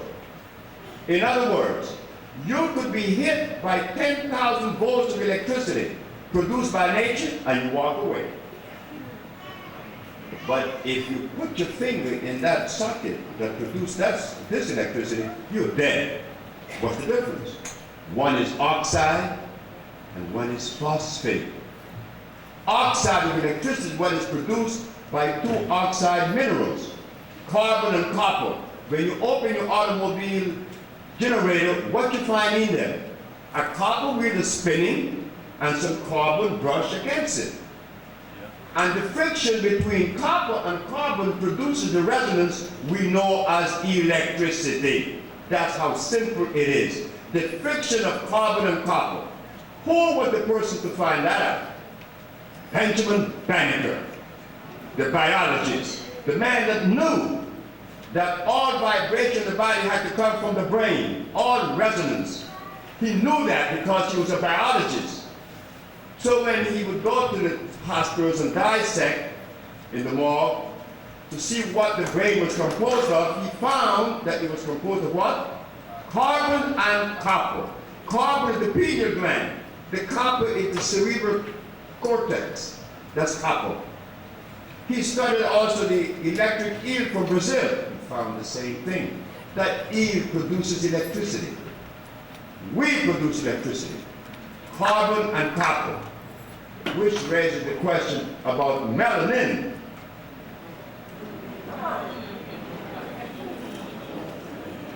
Now what is that? The educators in America believe in melanin, and those of us who are students believe this stuff exists. But it's not found in the human body. Melanin is never found in the human body. It's not found nowhere. What is the mineral that is responsible for life? There are three of them. Without either one of these three or three combined, there is no life. And here it is.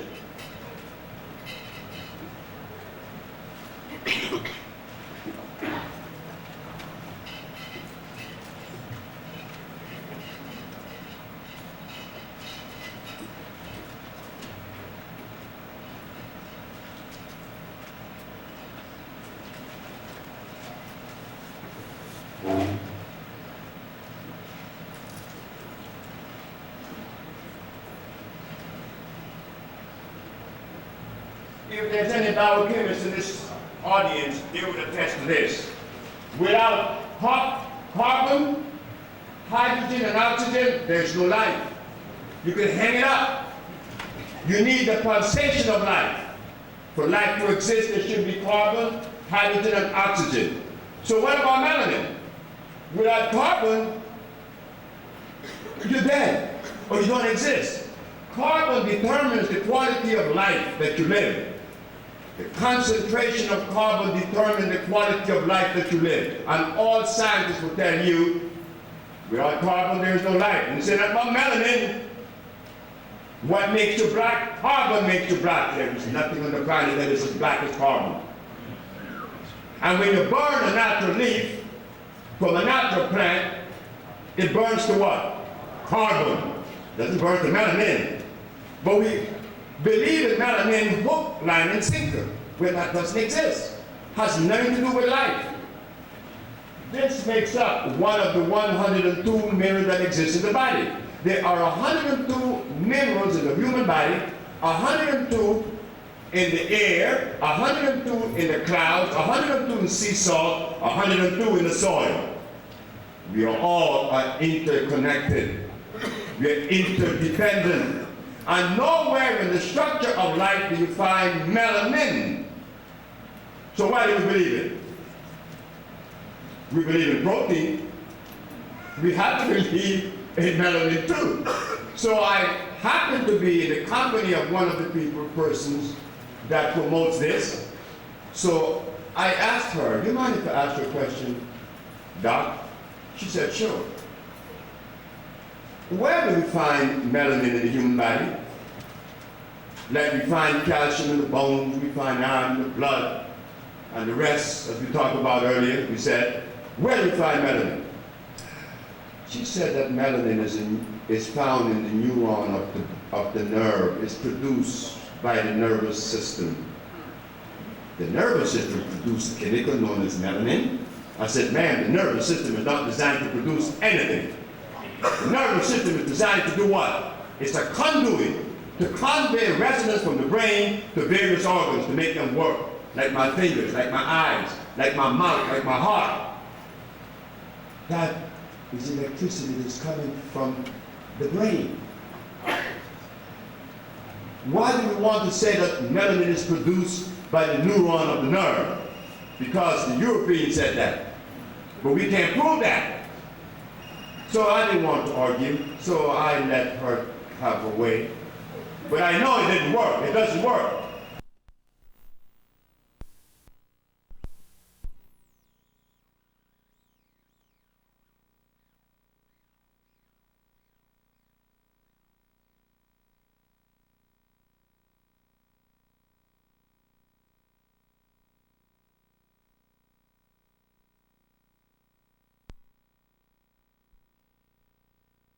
Because you just want to be, dogmatic.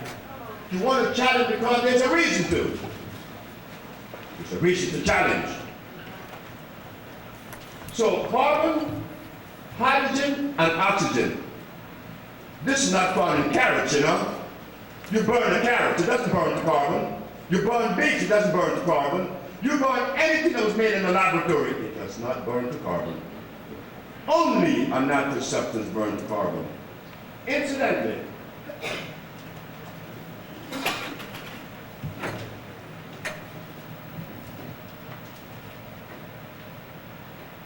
Miss Lisa Lopez brought this honey for me from Honduras.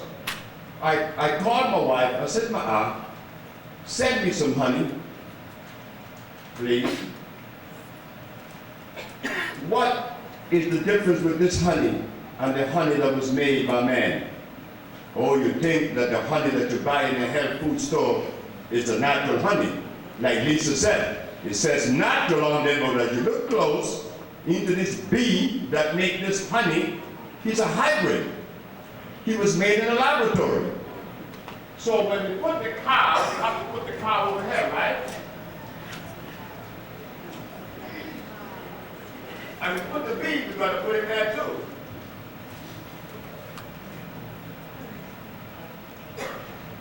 The Bible talks about milk and honey, and the Bible is right. But what milk are you going to drink, not this stupid cow? Because when you take the pH of this milk, it's 6. But when you take the pH of a buffalo, or a tiger, or a yak, the pH is 8 point. Telling you, because the animal is natural, the milk has to be alkaline. The Italians are doing something new. They are making, what do you call this thing, this cheese, mozzarella, out of the buffalo milk. But it costs 3 times that which the other ordinary milk, mozzarella, costs. Why? Because they know it's alkaline. It has to cost more money because is fewer, is lesser in quality, not in quantity. This honey, you can't get this honey but once a year. This honey is alkaline. This honey is so powerful that when the woman has vaginal discharge in Honduras, all they do is make a suppository and put it up there, and it's gone in 24 hours. When the child has earache, a drop in the air, the earache is gone. And recently, about a year ago, a friend of mine named Roberta, who come to the village, said, my little girl always get a ball under her eye, and the doctors cut it out, but it goes back, and it goes back. I said, put the honey in her eye. He put a drop of honey in her eye, never go back. Then he brought his father that had a cataract on his eye. He put a drop each day. A week later, it was gone. This is a honey that's made from a bee. They call the mole because he's black.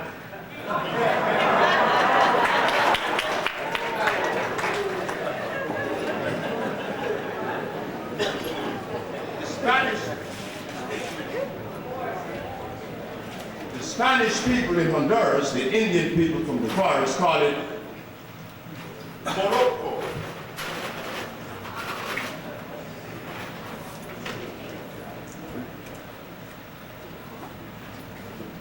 This bee that made this honey is black, it's small. It doesn't bite you. He gets in your hair and, do a number on you, you'll be kind of uncomfortable. But the honey of this bee is what I drink every day, 1 tablespoon. You don't put this in your bread or sweeten your tea. This is food. That other honey is sugar. This is not sugar. I would like for someone to try this honey and see the difference. Just a minute. You only have few air. The sister then kneel. How are you going to try it? Open your hand. Careful what you taste and how it tastes. Just suck it out. You want some fruit? I'm not giving you guys anything like you guys had before. I will give you the Kiombe. This is Kiombe. I'm not giving you more than anything. You all honey. She didn't get anything.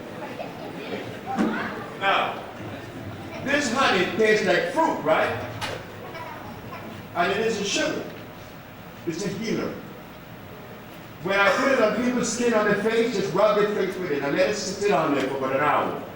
And then you will see it goes right into the skin and assimilates. These are the things that we are unaware of.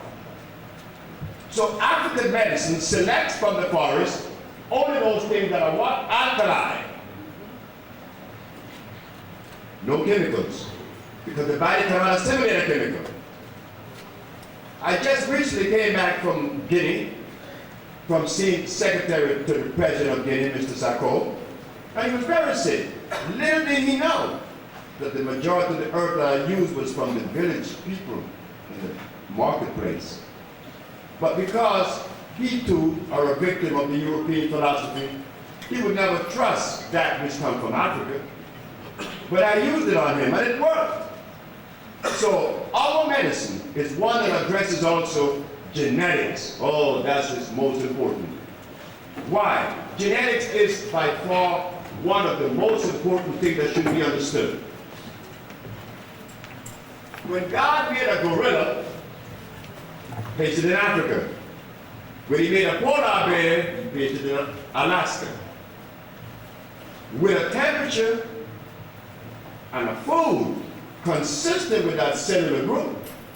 Gorilla, he lives where it's warm and he eats leaves. Polar bear lives where it's cold and eats blood. If you think that God made a mistake, all you have to do, shift the roles. The gorilla is dead in 15 days by the cold, and the polar bear will be dead in 15 days by the heat. God knows what he's doing, right? So now, just leave the gorilla and the bear. Let's go to the birds. Birds, what do they eat? Seeds, nothing. Birds eat snakes and blood. An eagle eats snake. An eagle, a hawk, and a buzzard, they eat blood and old rotten meat. Not so for a hummingbird. He sucks the nectar from the plants. So is the robin and other bird that he sees, but not the eagle. He will eat you. So there are special foods for special living species, right? So we leave the birds and we go to the plants. The burdock plant, we appeal to it for what? Iron. But if you need calcium, you will never appeal to the burdock plant. You appeal to what? The shade grass or the sea moss, which has a lot of iron, a lot of magnesium, a lot of phosphorus, but calcium in abundance.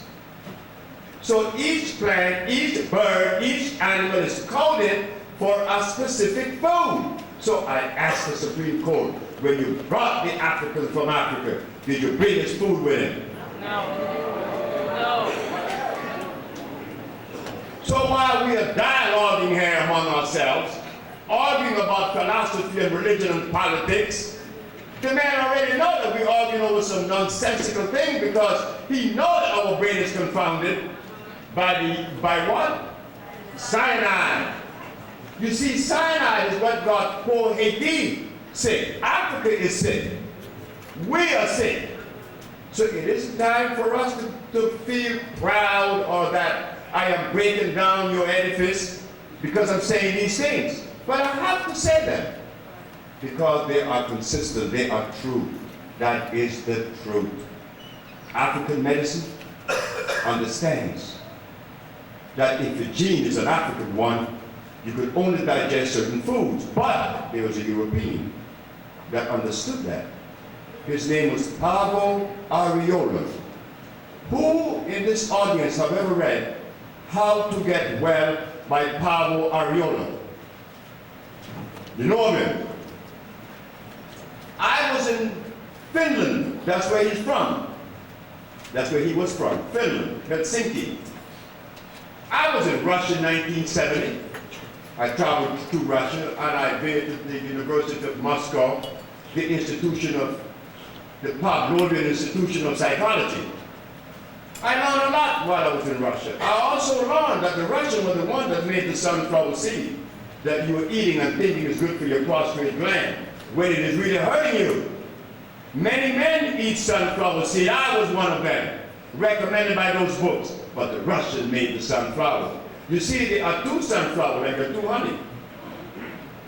One from a natural bee, the other one from an unnatural bee. That's the one you find in the health food stores. Sunflower, there are two. One made by man, other one not so, made by nature.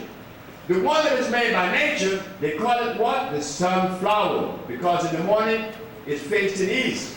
And as the sun travels, it travels the sun all the way to the west. Tomorrow morning, that plant is again following the sun. It's a little plant, the flower is yellow, no more than that is diameter, but the sunflower that you and I eat is large, and it's always looking down. So why do you call it sunflower? Why do they call it sunflower when it's always looking down? It's pointing down. But because we are misinformed, we never would ask these questions. The other one is protein. African medicine does not recommend protein. Why? There's a little girl in Washington, D.C. by the name of Akila Stroud. She's born with sickle cell anemia. 2 years being treated by the Georgetown Pediatric Hospital. Sickle cell anemia.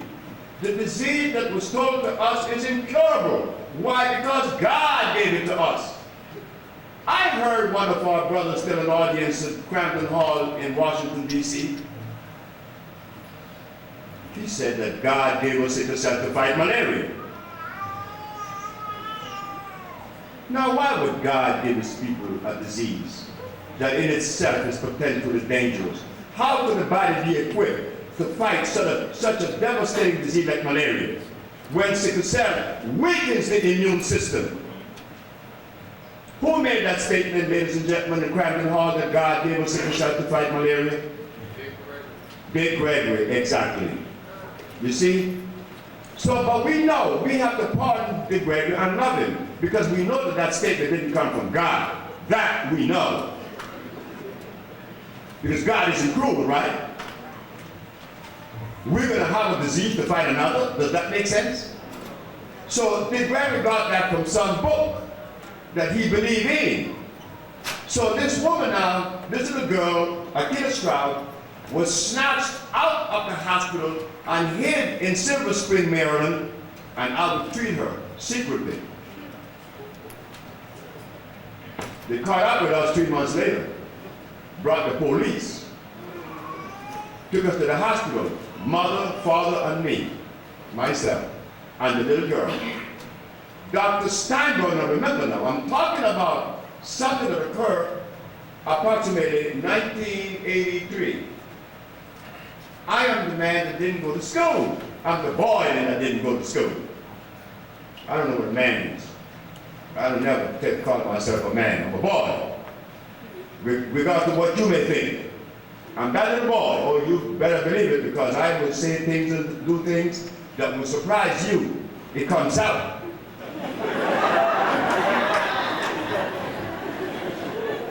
Example, there was a woman on the train.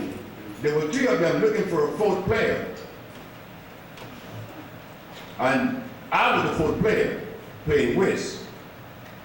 This lady said, do you play, asked me, do you play whist? I said, yes, I play whist, but just play. So I get these bad cards.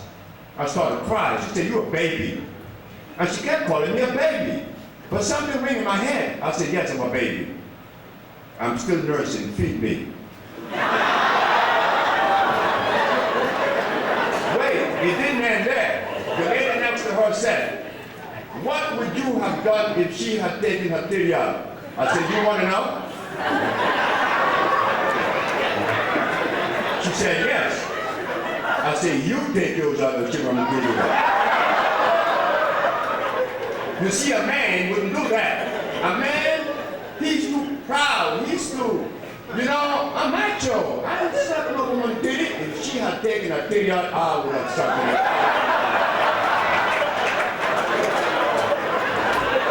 I have a problem. When someone calls me a boy, oh, I just love it. I just go into it. So they caught up with us back to the hospital, and the doctor now is really, she is in her heyday. She goes through my recommendation. She flipped pages, she flipped pages, she flipped pages. She found a mistake. Dr. Sebi, in the 3 months that you have been treating Akita Stroud, never once did you give her protein. Protein? She said yes. I said, uh-oh. Your previous is resting protein? She said yes. She's a doctor now. She's a pediatrician. And she's still there at Georgetown Pediatric Hospital in Washington, D.C., in Georgetown. I said, man, you want to rest your argument on protein? She said, unless the great Dr. Sebi believes that protein is an unnecessary food. I said, Dr. Steinberg, I don't have to defend protein. You have to defend protein. You see, protein is not an African word. Protein and spirit and all this stuff is un-African.